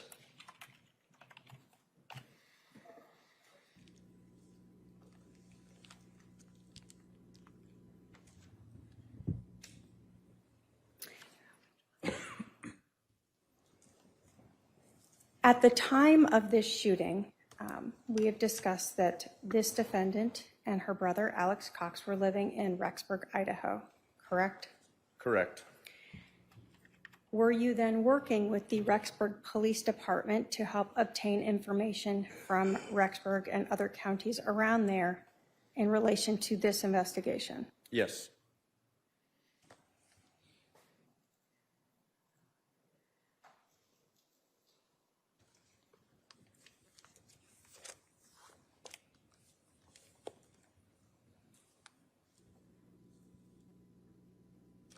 So in any time when you were obtaining search warrants or continuing your investigation, were you pulling in information being provided to you from people such as the DEA LPR reader, Yes. Fremont County LPR readers, Yes. information being obtained by police up in Idaho Yes. from search warrants that they were executing, Yes. as well as search warrants that you executed up there on the Jeep? Correct. Was all of that put together when you were determining whether or not you had information to corroborate what Brandon Boudreaux told you on October 2nd of 2019? Yes. It was a collective effort.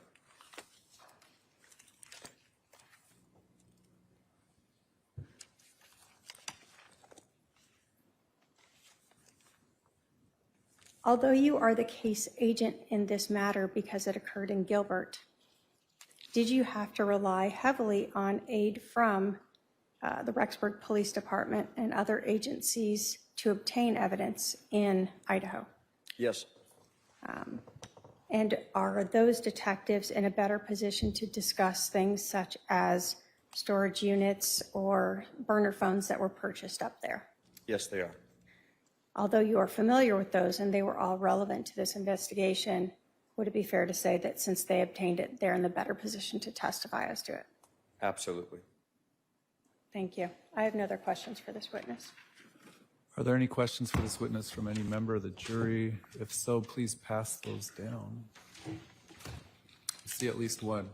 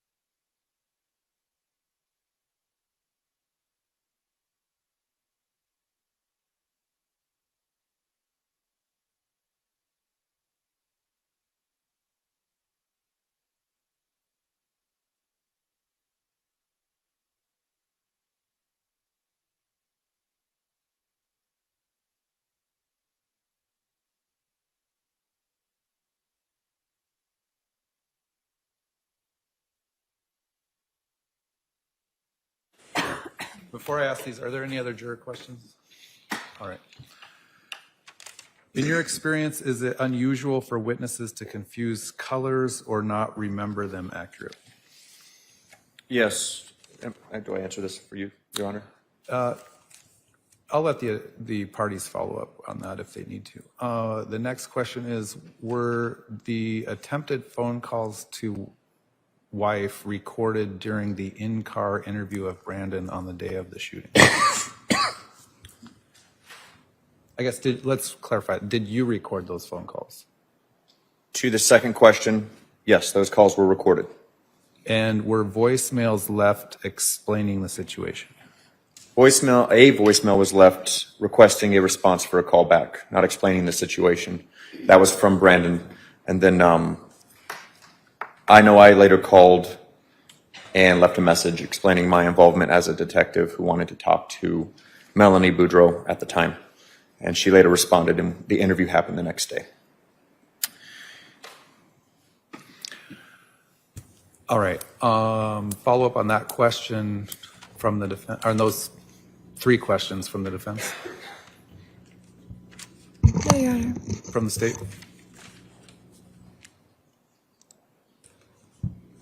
In terms of colors and not remembering them accurately, you said it's not unusual for a witness to